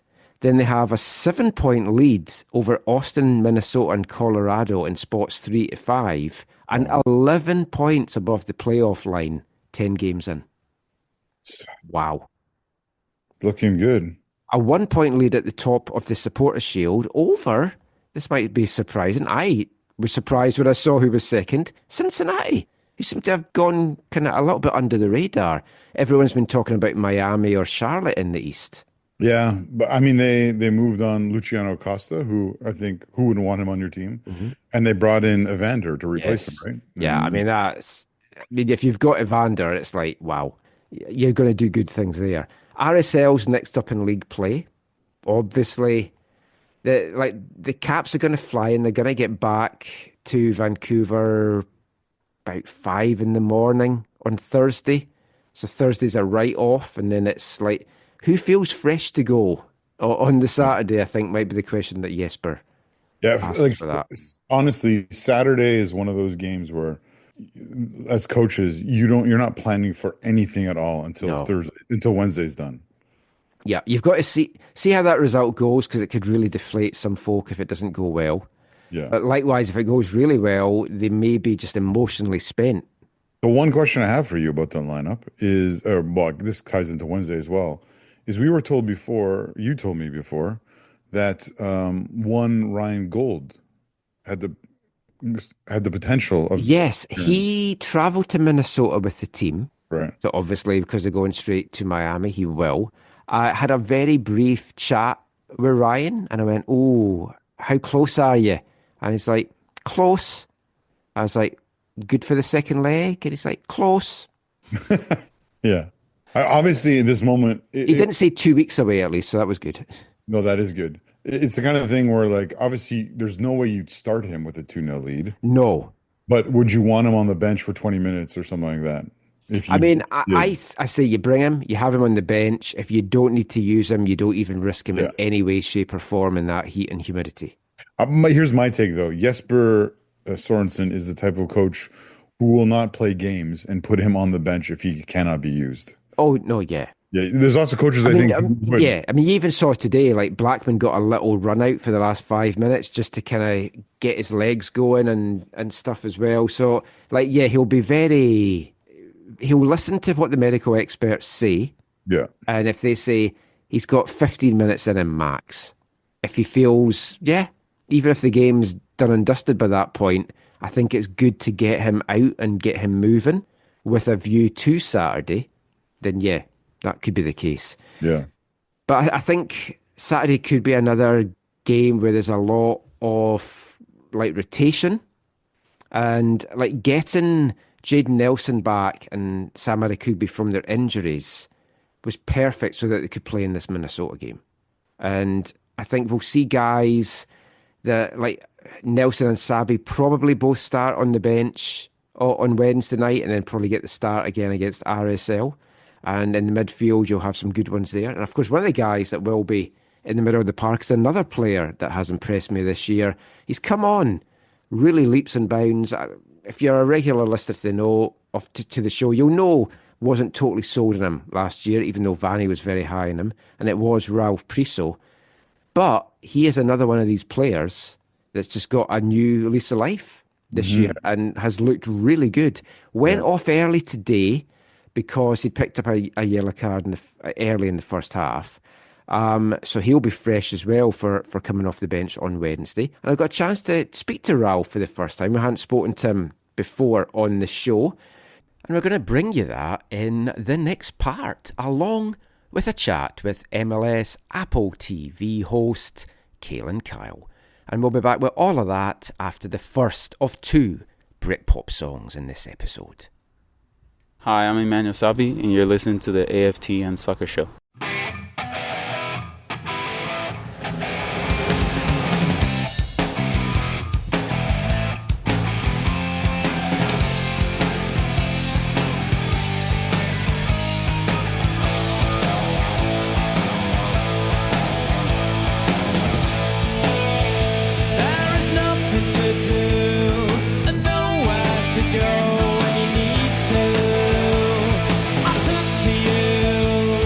I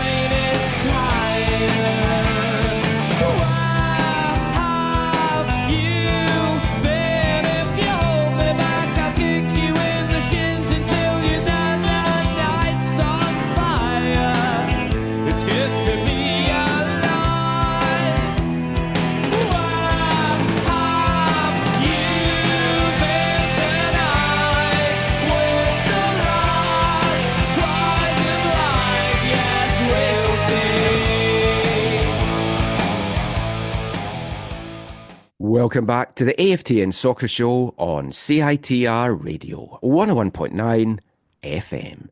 And kicking off this part is the first of two Britpop songs that we're going to bring you in this episode. If you're a new listener, end of last year, all of this year, we are paying tribute to 30 years of Britpop, one of the best musical eras, certainly in my lifetime. So we're playing you at least one Britpop song every episode, usually one that's kind of come out that week, and this is one of them. Released on May 1st, 1995. A band that I think is a lot of folk will think about when you think of the Britpop era. Shed 7 from York in England, and that was the first single taken from what was to be the band's second album, A Maximum High, that came out in April 1996. It was the band's only single release in 1995, peaking at number 23. That was Where Have You Been Tonight? And if we're talking about maximum highs, I think that's what Whitecaps fans are going through right at this moment. Top of the MLS West, top of the Supporters' Shield, so close to reaching a CONCACAF Champions Cup final. There's a lot to be happy about. So we're going to continue the Whitecaps chat now in this part, and delighted to welcome in the show for the first time, Kaylyn Kyle. Thank you so much. I realize that I'm wearing an LAFC top, so I apologize. That's fine. It's only going to be audio, so you won't see this. Perfect. Okay, well then we'll just crop that out. We'll exit out. I'm actually wearing a Vancouver Whitecaps top. I was doing yard work, so I apologize. But yeah, thank you so much for having me on. I appreciate it so much. I mean, you must be really enjoying doing the presenting this year. Like, as a former Whitecaps player, it's like, can you believe what you're seeing with the Whitecaps this season? I honest to God, no. And it's the best feeling in the world. Obviously, I grew up with the Vancouver Whitecaps Academy, and I have so much thanks to give them. I was in a really difficult situation in Saskatchewan with a sporting director that didn't see eye to eye with me, which I understand, sometimes that happens, but it was just an uncomfortable situation. And the Vancouver Whitecaps opened their arms to me and said, look, if you're willing to move here for your summers, we'd love to have you part of our academy. And then my career took off. So it's all thanks to the Vancouver Whitecaps, genuinely. I don't think I'd be the player that I am today. I wouldn't have the national team accolades that I do. It was, a small town girl from Saskatoon, Saskatchewan, and a big club like the Vancouver Whitecaps took a chance on me, and I've never really looked back. So deep down, I know we're not allowed to have like team favorites or get excited when teams do well, but I'm like a little kid when I watch the Vancouver Whitecaps right now, because I know growing up there and seeing throughout the seasons that they haven't been a successful team. It hasn't been a team that you want to go week in and week out like you do in Europe, where you're almost born into the clubs like Liverpool, Manchester United, Everton. So I feel like now for Vancouver, it's such a cool community because it's so diverse. And the stadium's right in the city center. It's a stunning stadium. So, the walk to the stadium, the diversity of the fans, you can see it in the fans as well, and the passion, and, the Southsiders, they deserve this through and through. They show up time and time again. I keep saying it on the broadcast that they're some of the best supporters in the league. And we don't talk about them enough, but, you saw the chant at the end of the game against Miami and in front of 50,000 people. It's just so cool. And I'm really proud. I know I'm from Saskatoon, Saskatchewan, but I always tell people I'm from Vancouver. So that's cool. I mean, I moved here in 2008 and, well, actually 2007. And then I started watching them in 2008 and they won the USL Championship. And then it's kind of been downhill ever since. It's like I peaked in season 1. But like this season, it's been incredible. And like that Miami game, obviously you've got your connections with Miami, but I mean, what did you make of that? I mean, the best thing I can say about it is for large chunks of that game, I didn't even remember that Messi was on the park. Yeah, and I think that's the coolest part about the Vancouver Whitecaps. I mean, you saw Messi and Cubas going at it in the middle of the pitch. You saw a team that, gives Messi that respect. But it was almost when I saw Vancouver on the pitch, it was like this I don't give a shit attitude. Like, we don't care who you played for, how many trophies you won. You've won a World Cup, you've won La Liga how many times, you won 8 Ballon d'Ors. It was I respect you as a player and as an individual, but you're in our home turf in BC Place. And I just thought that was a really cool moment with the Vancouver Whitecaps. Like, they didn't sit back. They could have had 2 goals early on in that first 45 minutes, like numerous opportunities. And then you have a player like Sebastian Berhalter that we haven't really spoken enough about. You know, he was kind of an unknown. Is he in the league because his dad, and I hate that narrative because obviously I'm married into a family like that with Adrian Heath on Harrison Heath. So I have like a soft spot for players that have to play either under their dad or in the same league as their dad, and he's made it his own. He, for me, is probably one of the best number 8s in Major League Soccer right now, if I'm being completely honest. I think, if I'm Mauricio Pochettino and I'm watching the MLS right now, I'm giving him a call into camp and I'm giving him a real shot like he has with Diego Luna for RSL. And I think the midfield with Vite, even in that Kuba, Sebastian Berhalter, is one of the best trios in Major League Soccer.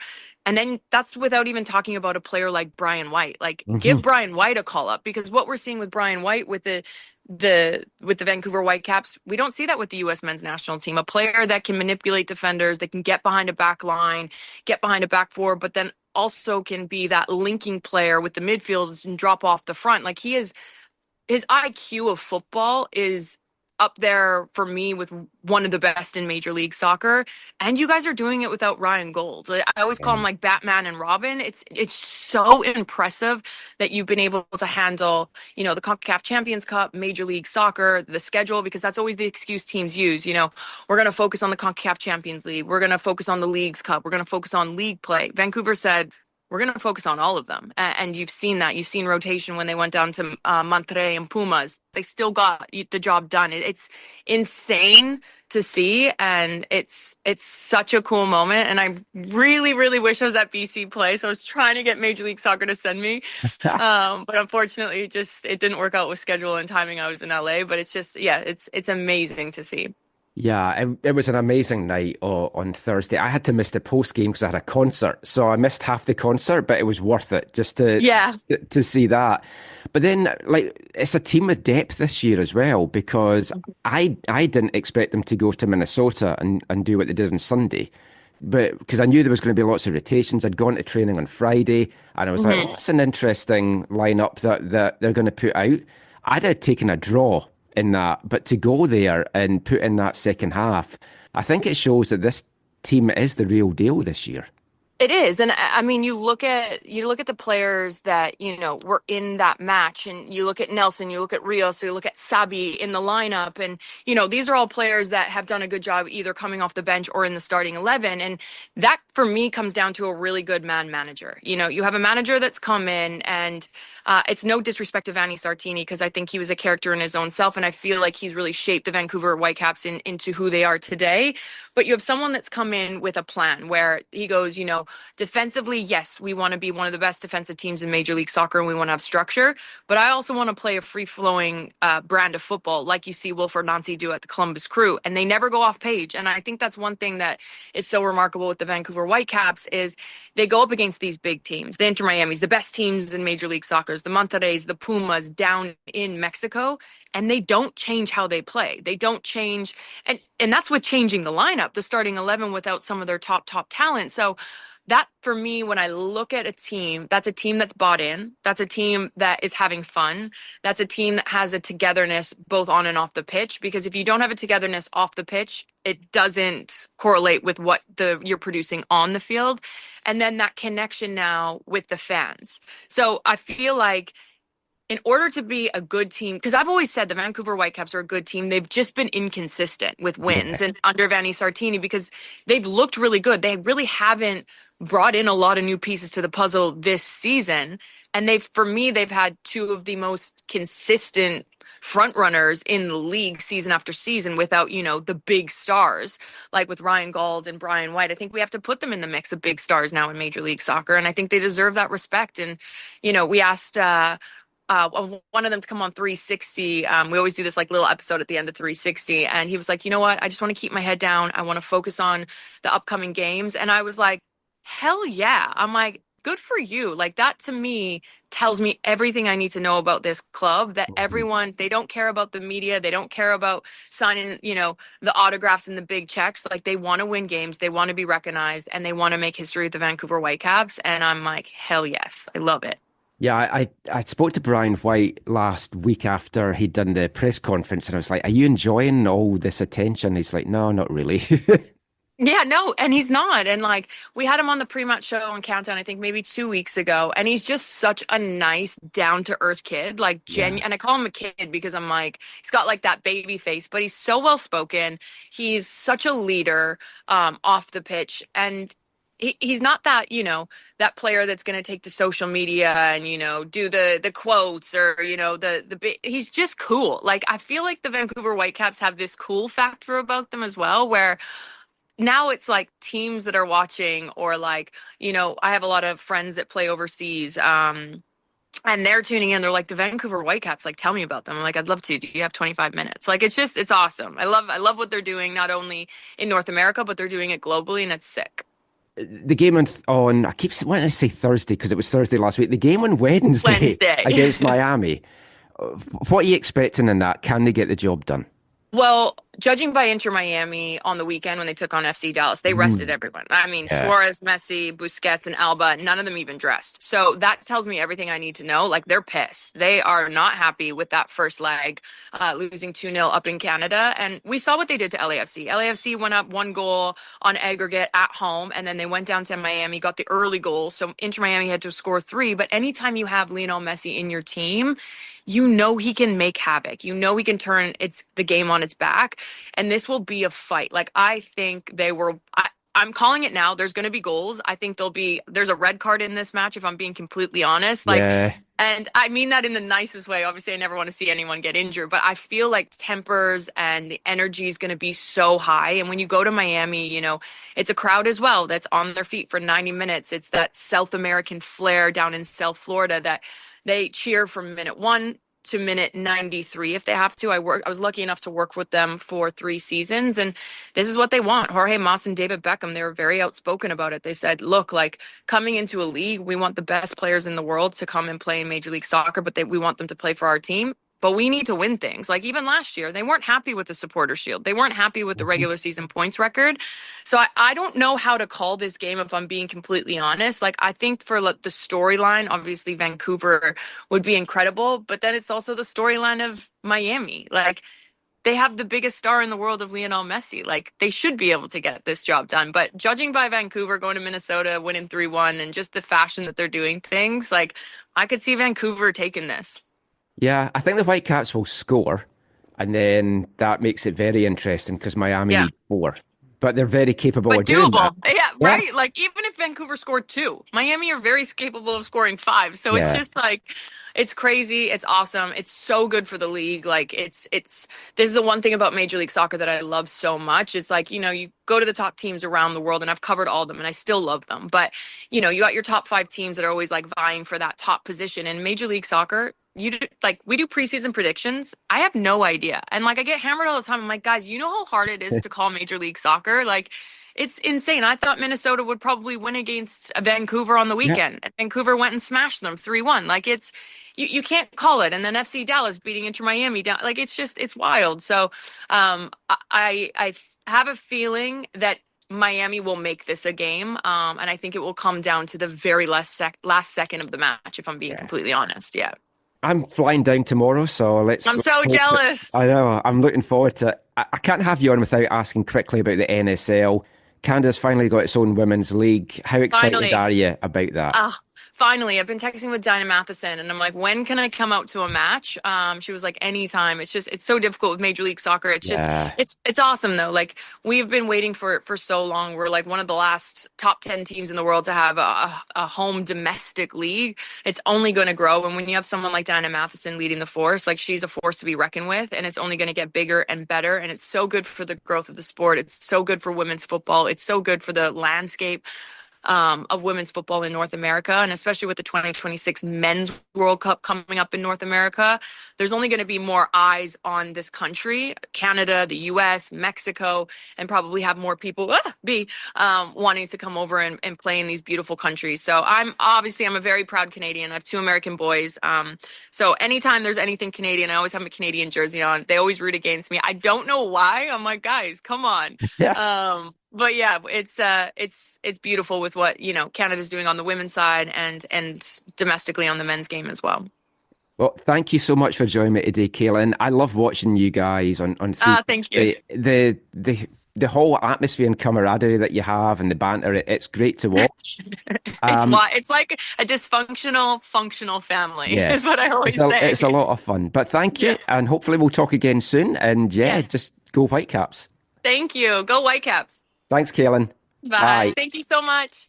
Fantastic. Chatting with Kaylyn Kyle there. And she's very excited for the game on Wednesday. I'm very excited for the game on Wednesday as well. And I'm sure everyone listening to this is.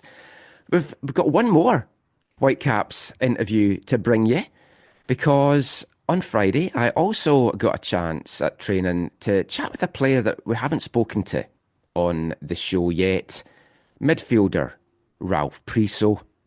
The 22-year-old came to Vancouver last year, joining in March from Colorado Rapids. The Whitecaps given their first and third round MLS Superdraft picks, along with $150,000 in GAM, to the Rapids.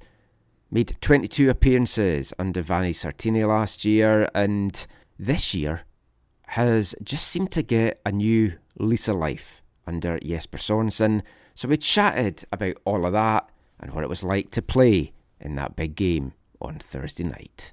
Here's Ralph Priso.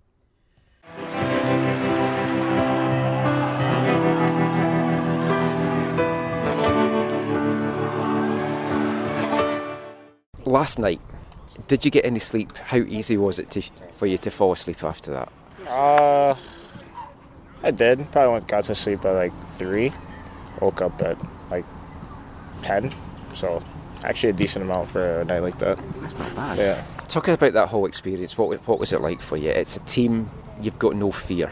It's like it doesn't matter who you're playing. You seem to be able to shut out the crowd, shut out the opposition. Just talk about what that game was like for you. I think we kind of spent the week saying, it's not a special game. It's a game like no other. But I think obviously it's not. Big crowd playing against a top team. I think we all just, instead of kind of being in fear, kind of just relish the opportunity. And I feel like those are the kind of nights you play for. Those are the kind of nights you kind of go through all you go through to play on. And so I think everyone was just up for it. It's not every day you get to play a Champions League semi-final against players like that. So everyone was up for it, everyone was excited, and the performance showed. You've had great experience, like you've been away Canadian at youth level, and you've played in the Champions League before with Toronto and against tough Mexican opposition. How much did that kind of prepare you for this run the team's on just now? I've been in the competition before. Actually got like a good experience in it when I was pretty young. So I think on a personal level, that kind of just took away a little bit of the fear and mystique factor for the Mexican teams. I think as a team, since preseason, we've just kind of said that we're going to play our way, no matter who we play against. I think we've done a good job of doing that. Kind of no matter who we play against, no matter who plays, we stick to our principles, our identity, and it's gotten us this far. You came through TFC from the 3s to the 2s, the 1s, the academy, and then you were traded to Colorado. When did you know that the trade back to Vancouver was happening? Like, did you want to come back to Canada? Had you asked for that, or did it kind of just come out of the blue for you? Yeah, I'd asked for it for a while. It was tough for me to leave Toronto to go to Colorado, especially on such short notice. So I never really settled over there, and when I heard the opportunity to come to Vancouver was available, I told my agent to jump at it. So I think it was the right decision then. It's showing to be the right decision now, and so I just want to keep keep enjoying myself, keep playing well, keep winning, just keep going. When you came in last year, obviously Vanny loved you, was always singing your praises, but when a new coach comes in, you never know how you're going to kind of fit into their plans. Seamless is the answer. It's like the midfield, whoever's coming in, it seems so interchangeable. You're all knowing your roles, you all know what to do, and you're all executing it really well. Just talk about that midfield core that we have here. Yeah, I think it all kind of stems from preseason, I think. I think we all had really, really good preseasons. A guy like Seba is playing out of his fucking skin right now. Kubas is a top player. Pedro's a top player. JC's quality. Even Jeevan, really good young player. So in training, we push each other. The quality in training is high. We know no matter who's playing, we're going to get a job and a shift out of them, and everyone knows what their role is, and I think that's important. And everyone's participating, which is important as well. It helps keep guys engaged and motivated, so it's been good, and we just got to keep it going. So second leg next week, how do you make sure you're in the right mentality for that? Keeping the clean sheet last night, absolutely huge. It's something we haven't done in the other games, but going in that game, you know if you score at any point, it's not necessarily game over, but it's going to make it very tough for Miami. So how do you go into that with the right mindset, not to be too defensive and just to keep your same kind of game? Yeah, I think that's kind of been a big thing for the whole group. We did a very good job last night, especially like you said, not conceding an away goal, but we know the job's not done. They have Messi, who we saw in the second leg what he can do against LAFC, and he'll be up for it. So we know we'll have to be ready, and we know that we need to go over there and score. I think if we score over there, it definitely makes the game tougher for them. So it's definitely not going to be about just sitting back and trying to protect the lead. We're going to go there and try to play the same game that we've been playing the whole season. Thanks so much, Ralph. It's been you. a pleasure.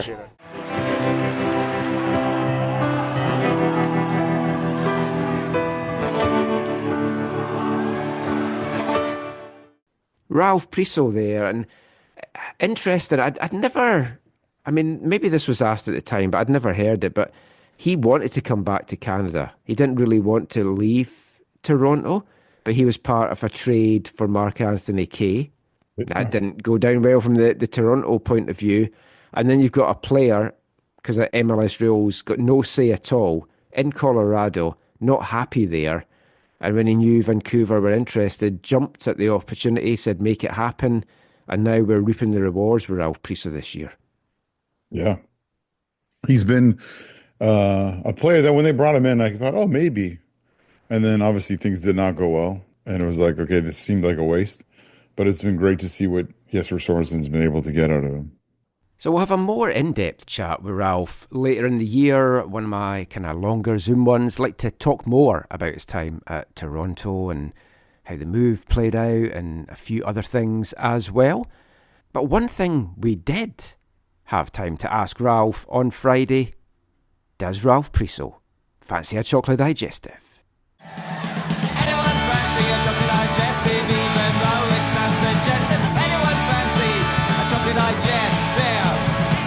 So if you're sitting at home and you want a hot beverage, it's morning, mid-afternoon, do you go for a tea, a coffee, something else?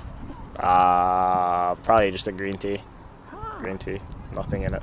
And are you healthy? Do you have a sweet treat? Do you have a sweet tooth? I do. What would be your go-to Go-to sweet? Like anything? Anything you want to enjoy with your green tea. With the green tea, I don't know. But just in general, I'm a cheesecake guy. I like cheesecake. Nice. Some good places here for that. I like cheesecake a lot. Anyone fancy a chocolate digestive? Anyone fancy a chocolate digestive? Anyone fancy a chocolate digestive? Even though it sounds suggestive. Anyone fancy a chocolate digestive? So cheesecake is the sweet treat of choice for Ralph. I can't go wrong with a good cheesecake, got to say. That is it now for the Whitecaps chat, though. We've still got one part to go. We're going to turn our attention to the CPL. There was a big BC derby on Saturday. We'll chat about that and a few other things after another Britpop song. Hi, I'm Brian White, and you're listening to the AFTN Soccer Show.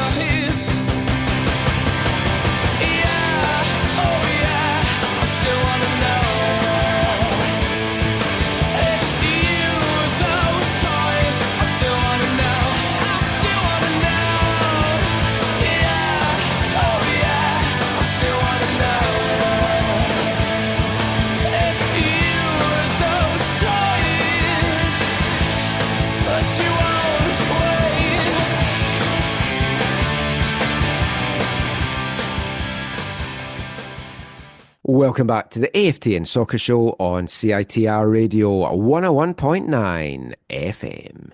And kicking off this part, it's another Britpop tune by a band that we featured before as an album of the month, but I didn't play this song from the album. The band is Marion. The album is 1996 debut, This World and Body. This was the band's third single. It was also released on May 1st, 1995, and it was the band's third single overall, appearing on that debut album, Toys for Boys. And there was a couple of boys in the CPL this weekend that maybe threw their toys out the pram a little bit. Couple of silly sending-offs. We won't break down all the games very thoroughly, but we will obviously talk about the big BC derby. But the CPL? I'll start that again. The CPL action got underway on Friday as Halifax left it late for a 1-0 win at Valor. Vitor Diaz, 90th minute winner. Lovely, well-worked goal as well from the Wanderers. Valor didn't look too bad, to be honest. Maybe a bit more worried for the TSS game coming up. They were stringing some good moves together. Just no finish. It was Valor. Yeah. Halifax, though, finding ways to get it done on the road this season. Yeah, how many points? Is that 10 points now? 8. 8 total, okay. Yeah, 8 total. It's crazy. 2 games on Saturday. 2 games with good sending-offs, both of which were preventable. You're more angry with one than the other, which we'll come to very soon. But the action kicked off on Saturday, where you were a week before. Cavalry don't lose games in April, apparently. No, they don't. They don't win them. Oh, they don't win them in April. They don't win in April at all. Oh, yeah, they don't lose home openers and they don't win in April. That was what the stat was. Well, that's continued. Yeah, as they went down to quite a heavy 3-1 defeat to Ottawa. Cavalry did start quite brightly. They did have chances, again, no end product. But then, goalless at half-time. Bradley Camden, an own goal in the 59th minute. Not a good one either. No, I gave Ottawa the lead. And it wasn't a good day at the office for young Camden. 5 minutes later, sent off for sheer stupidity. I can't remember who the Ottawa player was. I can't either. Just chops him in the gut in front of the referee. Was it a corner or something? Or set play? Free kick, yeah. He just kind of almost brings his fist up and brings it down into his side or into his stomach or something. It was right in his midriff. And it's like, what are you doing? Yeah, you're always going to get sent off for that. I know there's no VAR, but the referee is right there. Yeah. And then he's like, whoa, it's not a red. And then you see it back. But then as he's walking off, you're like, yeah. Yeah, he knew what he'd done. And Tommy is going to chew him out after that. Tommy likes aggression, but not like that. No. I mean, I don't know what was going through his head. I don't know what had led up to it. Was there some work? Oh, it was David Rodriguez, I think, was the player.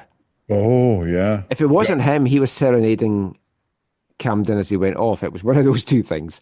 But I mean, it was. He's a player who could get under your skin. He could get under your skin pretty quick, I think. Yeah, but I mean, after that, it was all uphill for Cavalry, and Ottawa made it 2 minutes later. Balou Tabla, nice finish. Coulange made it 3-0 with 8 minutes to go. Kinesiya Elva did pull one back in the 87th minute, but to me, the goal of the match, and this is something that I think he can add to Cavs. I mean, they're down a man, and he can still make that run, get on the end of the ball, and then beautiful nutmeg finish on Ingham. Yeah, make sure he doesn't get a clean sheet. He looked, the whole defense and Ingham looked so pissed off that they conceded that. Yeah, I have high hopes, partly just because I haven't really watched him play in the second and third Bundesliga, but we've used him so much in FIFA and EAFC over the years. When we start in Division 3, we bring him onto our team, and he's always very, very helpful because of his pace, and he can finich. Yeah, but you've got a first name like as well. It's like you've got to be a footballer. There's a guy playing for Langley United today, Beckham Hatch. If you're called Beckham, you've got to play football. I do have a friend who I did some post-secondary schooling with, who named one of his children Beckham, and ridiculed him strongly for that. I was going to call my firstborn Big Dick, but not anymore. Would have made it interesting for him at school. It would be a big hit with the ladies, I'm sure. But yeah, that was another defeat for Cavalry, and Ottawa march on at the top of the table. And we'll come to the standings in a sec. And then the big game on Saturday, the BC Derby. Not a Derby classic. First ever draw after. Oh, is it? The first ever time there's been a draw. This is match, what, 9? Yeah, this is the 9th league match. Even in the preseason, I think there's ever been a draw. I mean, it probably shouldn't have been a draw. For two variations, Vancouver were the better team. Can't believe I'm saying this. My dream of a 12-point sweep for Pacific is gone. But Vancouver looked the better team. They looked sharper. They looked livelier. I think Vancouver's got a good starting 11. Yeah. A competitive starting 11. It's the drop-off to the depth, I think, that is maybe what's going to hinder them this year. What do you think about the Nico Mosquito? Nico, 2-2, doing what he was brought in for, doing, I think, what we hoped he could do. But I admit I was like, are his best days behind him? And you're like, this is CPL, Michael. No. Still do it. I'm paraphrasing. That's not, yeah. No, yeah, happy, really, really happy for... Another well-taken goal from him. It was a short time, but what did you think about Juan Baptiste, the Brazilian? That I can't fully comment because now he came on when it was 1-1, I think, didn't he? Yeah. So towards the end of the game, because I was still trying to get all my prep done for the game today, I was more listening and just looking over my shoulder. So I wasn't fully paying attention to the last 20 minutes. But, I mean, what did you think of him? I know there's a lot of folk a little bit wary because of how many clubs he's had. Yeah. There's obviously reasons. There's obviously reasons why he's available, reasons to be concerned or whatever. But I think he showed signs of the potential that he has, and you could see why they would bring him in. He is a smaller dude. Yeah, that's kind of interesting. Also, I just want to say on the goal. Nice ball from Terran Campbell again with the assist. So he kind of keeps his momentum going. But obviously, if you're a Pacific fan, it's a horrendous giveaway. And I've heard some of them talk about how this is, I think, in part due to James's kind of switching so many things up in this game in terms of his starting 11 choices. And I heard some frustration from those quarters about that, which really... Pacific fans, I think, would say that that's what led to this goal was this kind of, I mean, it is a horrible giveaway. Yeah. Right? It's a horrible, horrible giveaway, but... they're definitely a team that is just trying to find what they are. I mean, the first game against Valor, they looked so good, but we did caution that by saying they've played Valor. Yeah. And I think we've now seen in 3 games now, something's not clicking. Yeah. And they've tried different variations, and it's not clicking for them. And they really only got back into this game because of another stupid sending off. And I know we disagree a little bit on this, but Kunle Dada Luke, who I've thought has been one of the standout players for Vancouver to start the season, and some tough outings for any defender, 6 minutes into the second half, a needless push on Sean Young right in front of the referee. Now, as soon as you raise your hands to a player, you're going to get a red card, I feel. Did Sean Young overreact? Yes. But I don't think Dada Luke left the referee with much wiggle room. Yeah, a few things. One is there's lots of players. This is not like MLS a couple years ago or a few years ago back, Michael, where a player can touch his friend off the pitch on the side of his face in a gentlemanly way, or not gentleman, like just joking. A sign, a gesture of camaraderie, and then be sent off for it, right? Like that's the worst sending off I think I've ever seen. Yeah. So not all hands to the body or the chest or whatever are sent off. You see lots of players pushing each other away all the time in football.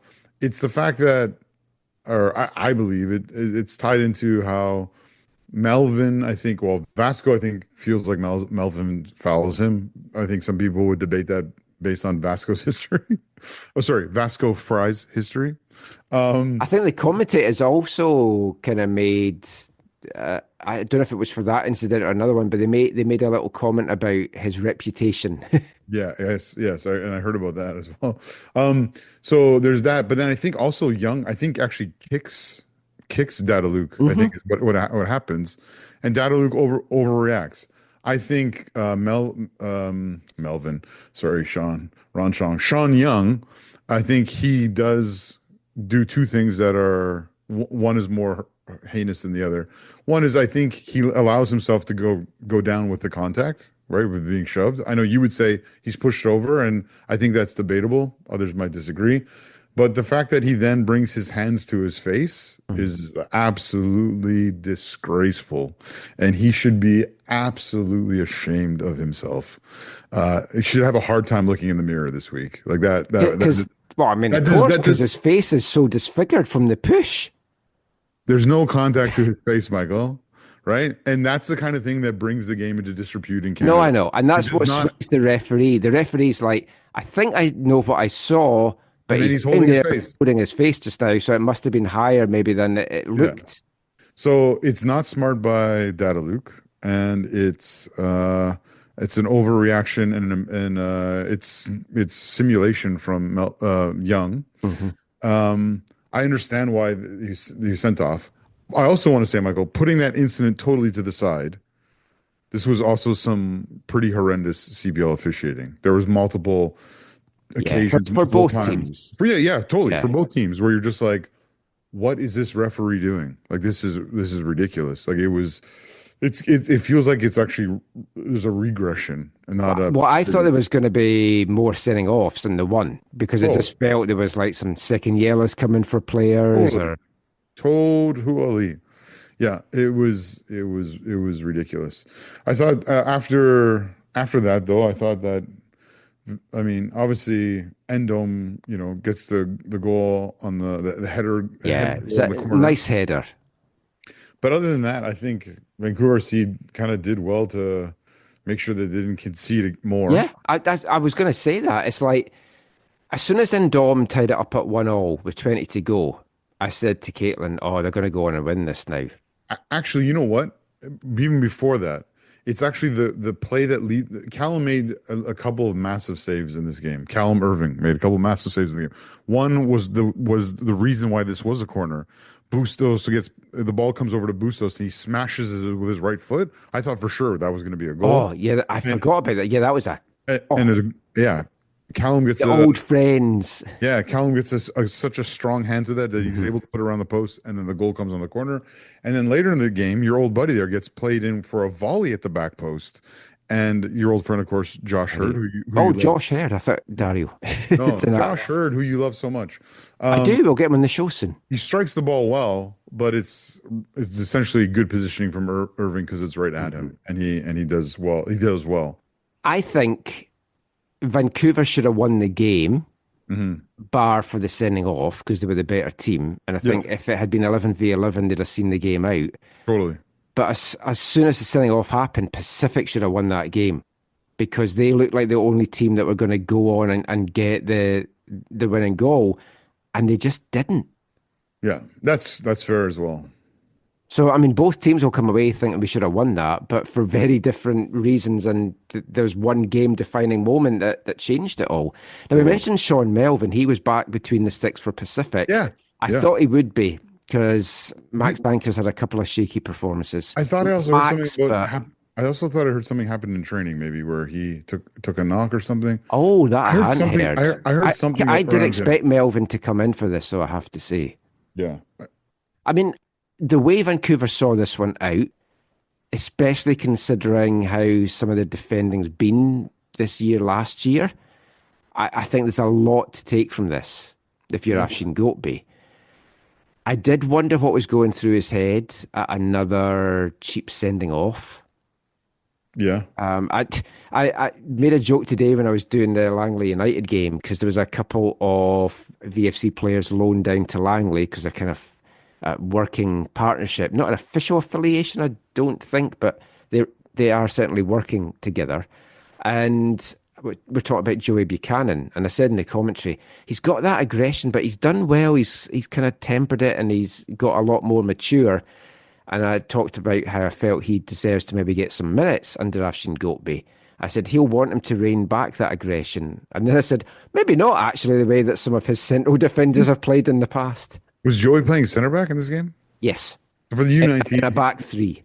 Oh, okay. And the center of the back three? No, on the right-hand side. He loves to get up that right wing. Yeah, I think he's a frustrated right winger. He's played mostly for the U19s all year at center back in the Fraser Valley League, and then, but mostly for Afshin. Afshin mostly uses him as a right back, which with Dada Luke being suspended for at least one game, it's likely that there'll be cover required there. So maybe he gets a spot on the bench. Maybe for the Valor. Yeah, maybe. I think he's deserved. He's put in a couple of really strong performances. Tommy Powell as well was playing today. Oh, good. Or Langley.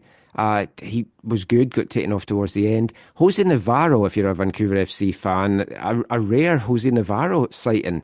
I would have thought he would have started a game like this if you've been loaned down to the team, but he came off the bench, played a few minutes towards the end, didn't look the most mobile out there. You've got to wonder how happy he must be here. 7 appearances over a season and a bit. So he didn't, I think you and I have talked about this, he didn't settle well last year. It was like severe homesickness. Supposedly things have been going better. He played quite a bit in the preseason this year. I think, did he come in the first game or the second game? Maybe one or both. He played, I think, 1 minute.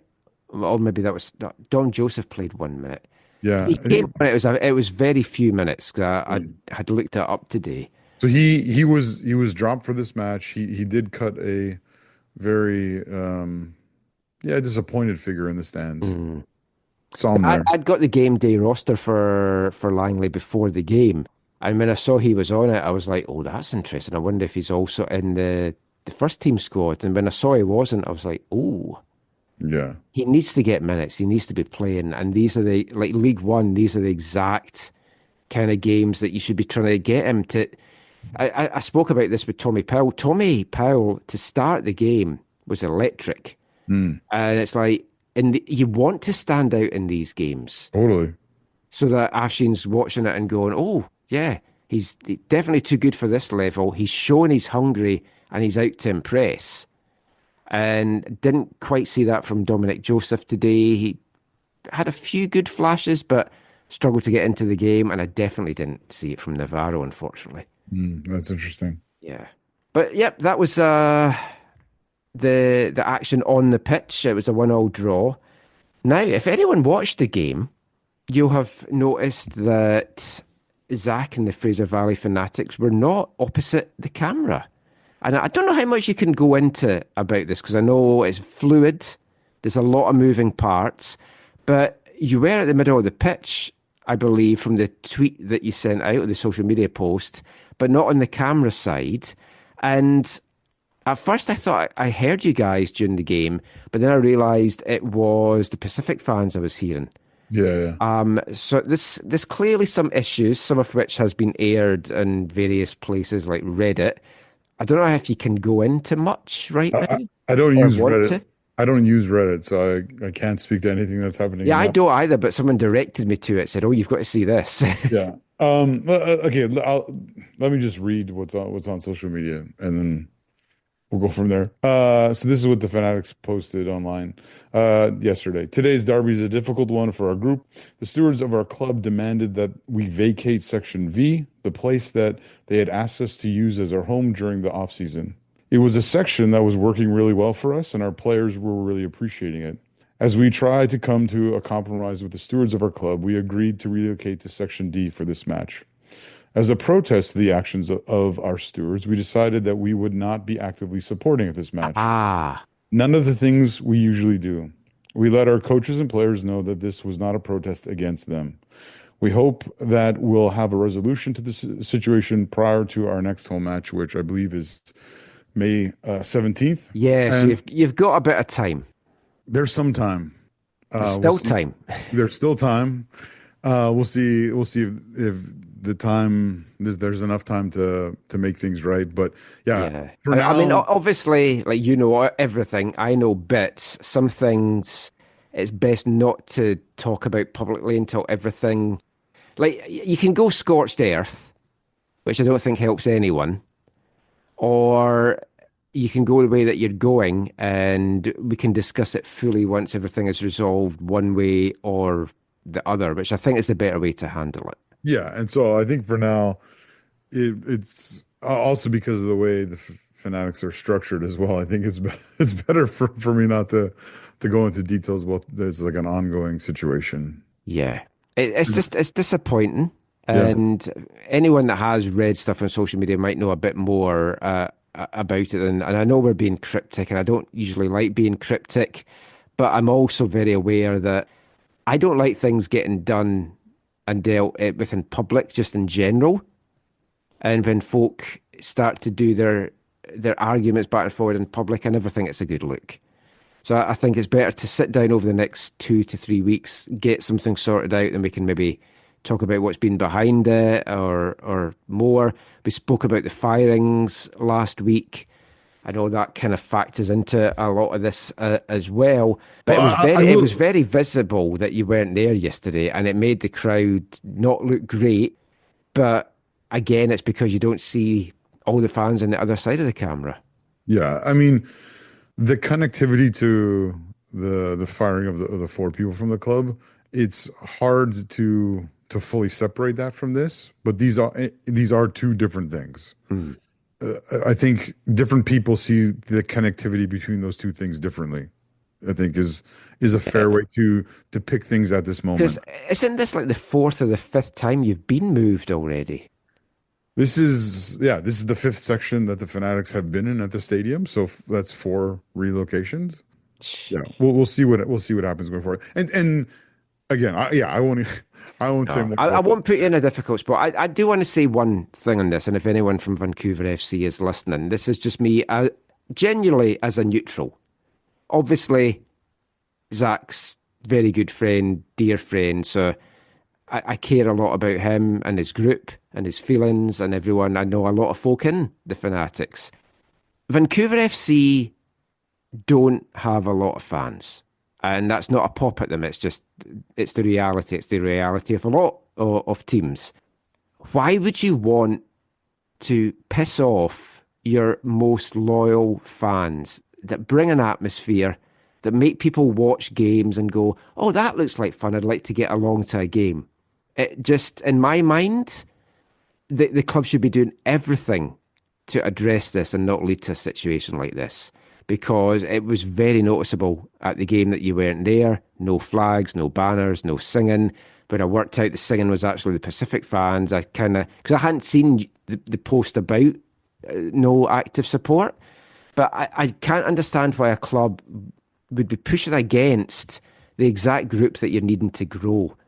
Because in any football club, there's a small section of your overall support that truly give a shit.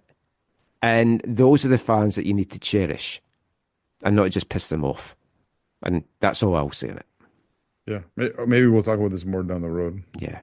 Yeah, I'm sure we will. Let's talk about the last game now in the CPL. I haven't seen any of this because today's been crazy. York 2, Forge 2, all the goals in the first half. First half, yeah. 2 penalties. I've seen just the highlights of it, but it was an interesting game. Forge took the lead. York tied it up 2 minutes later. York went ahead from the spot in the 29th minute. Another goal for Altobelli. Yep. I think my prediction of Bitar being their top scorer is probably going to be out the window the way Altobelli's going. He won the penalty. No points for it, but he won the penalty. But Brian Wright then tied it back up again 4 minutes after that. And then that was the end of the scoring. It was almost like the game you were telling me about in Germany last week. Exactly, yeah. And the first goal was not a great goal. This keeper, we were talking about, how good is this York keeper? I don't know. I think he should have held on. It was kind of like a rebound off a really in-close chance or whatever. I think he should have done more to either hold it or knock it further away or whatever. But yeah, it was not great. And then the York goal was actually the York goal from overplay was Yeah, not a bad one at all. Came in from the left side. At first when we were watching the highlights today, Kirk and I, when we got home from work, thought, oh, was that Gabby? Was that Gabby? But no, it was not Gabby. Gabby made an overlapping run on it. So nice strike from Ferrazzo, right foot, kind of from top of the box on the left side, bended into the bar, into the far post. And then, couple of penalties. Altobelli, 4-4. And Wright, they even said, I think on the broadcast, that Wright always puts his penalties kind of in the middle, just a little bit to the side. And that's exactly what he did. You would have thought York would have maybe helped their new keeper out a little bit more with that. Talking of Wrights, remember last week I posed the question, where do you think Lowell Wright is now? And the answer was an unused sub for Langley against TSS. Tell him so today. Where do you think Lowell Wright was this weekend? Nowhere to be seen. A sub for TSS. And he came on and played 20 minutes. He's making the rounds. Can you switch in League One that quick? There's been a few players already this year that switched. It's been very odd. But anyway, that's a whole other thing. So CPL standings at the end of this weekend. Ottawa have a 4-point lead, 12 points over Halifax and second on 8. Forge are then third on 6. Those are the 3 unbeaten teams. Then at the bottom, there's 3 teams still looking for their first win. Vancouver, Valor, and Cavalry. And it's the Vancouver sitting 6th just now. Yeah, because the 2 draws versus the one for Cavs and one for... Yeah. I mean, it's still very, very early. There's already a little bit of separation between the top 3 and the bottom 5. I'm not sure folk had that as the top 3 that would maybe separate, but... No, because obviously Halifax is currently overachieving and Cav underachieving unless you look at their performances in April. York, I feel, with that roster should be doing better than they're doing as well. They've just been unlucky with coming away with some draws that maybe should have been victories, and some defeats that maybe should have been points. But yeah, it's been an interesting start to the year. Sorry there's no NSL chat in this show. I haven't had a chance to watch all the games. The Rise game today clashed with me doing the commentary, so I know the score, and I haven't had a chance to watch it. So we'll talk more Rise stuff in the shows to come. That is pretty much it, though, for the show. We'll finish, as always, though, with this episode's wavelength and doing something a little bit different for this episode. There's a YouTube channel. They're also on Spotify, and it's just called Funny Football Songs. Now, I don't know if it's AI generated or not, or whatever it is, but I had a quick search before we recorded to see if I could find a song for this specific player, and I found one from this Funny Football Song. So you can check them out on YouTube, check them out on Spotify. This is their song. It's a short one. It's just called Old Man Suarez. Old Suarez on the pitch, he's looking slow. Runs like he's got weights tied to his toes. Once the best striker this world had ever seen. Now it's time he let go of those football dreams. It's time to hang up the boots, let him rest. He was the king, one of the best, but now his legs are saying it's time to part. Better leave the game before he falls apart. Sure, he's still better than them MLS boys. Even slow, he can bring the noise. But old age is knocking on his door, saying, Suarez, you can't play no more. It's time to hang up the boots, let him rest. He was the king, one of the best, but now his legs are saying it's time to part. Better leave the game before he falls apart. Funny Football Songs, Old Man Suarez there, just talking about his legs have gone, he needs to hang the boots up. Went out 3 weeks ago, that song, and funnily enough, they say he's still too good for MLS defences. I think the Whitecaps might have something to say about that. Will he show up on Wednesday in Miami? Will Messi? what is holding in store in that. Can't wait to talk about that in the next show. Busy couple of weeks coming up for me. Down in Miami, away to Winnipeg, two very similar cities. And there's beaches in Winnipeg, isn't there? Yeah, outside somewhere. I'm sure there's. Yeah, I'm sure there's sand anyway. But yeah, we'll be back talking about all of that in the next show. Before we go, Zach, any final thoughts from you?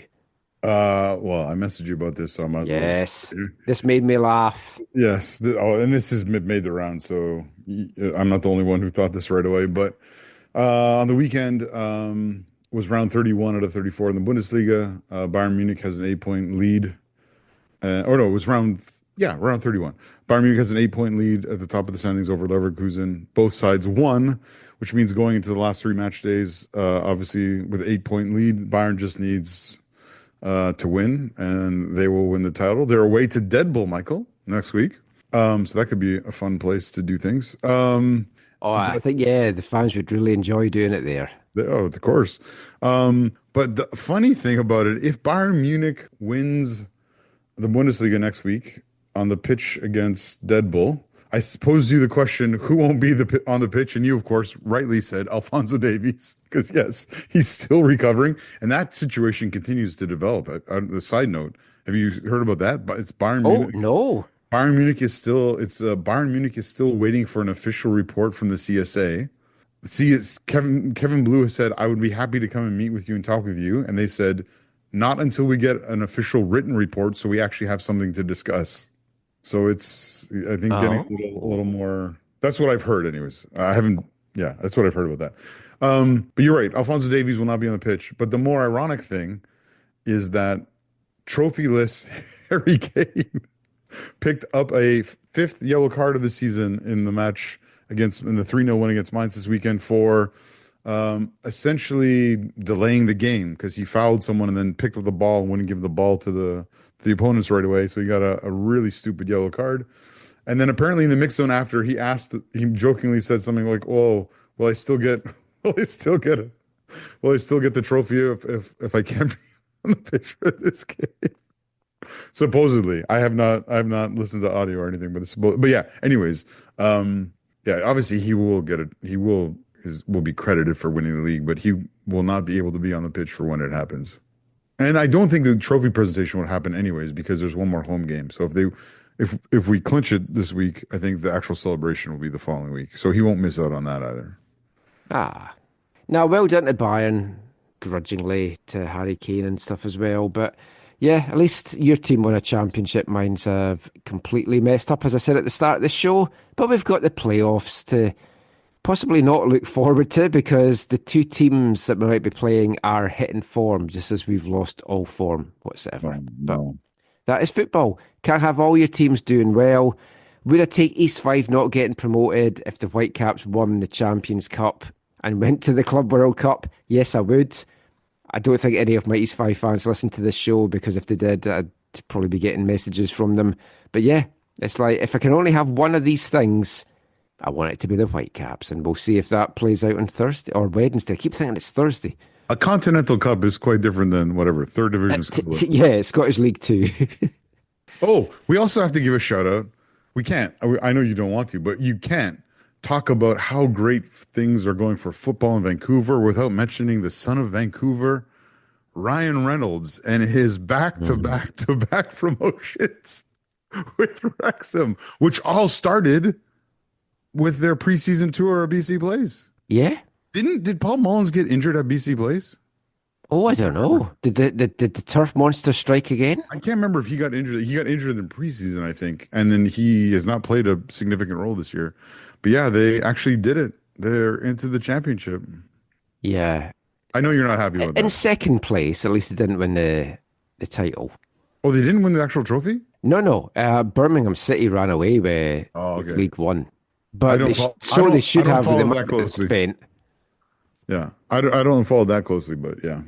Well, my Wimbledon are doing their best as well to mess up getting even into the playoffs now with a horrendous run of form. They play Grimsby in the final game of the season, and if Grimsby win, they jump ahead of Wimbledon, and there's a chance Wimbledon could fall out the playoff picture. Oh, no. It's all gone Pete Tall. The Whitecaps are keeping me happy, and let's hope it'll be a joyous show. I mostly mentioned that Wrexham thing just to bother you, because I've tuned out. My throat's sore. I need to go to bed. Let's just end it now. Bye.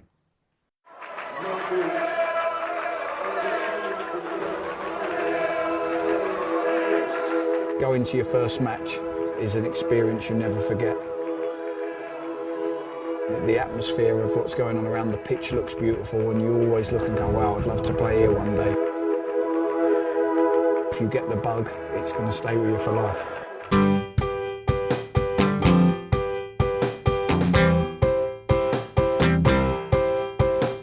10 minutes left.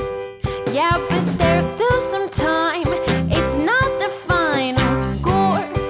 We need more than the numbers we're given. Show us you live and breathe the game. You're more than a name. That's what we came for. We can bring you more than the score. Every story.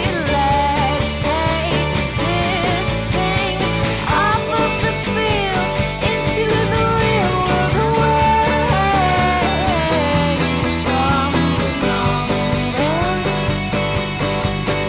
away from the numbers.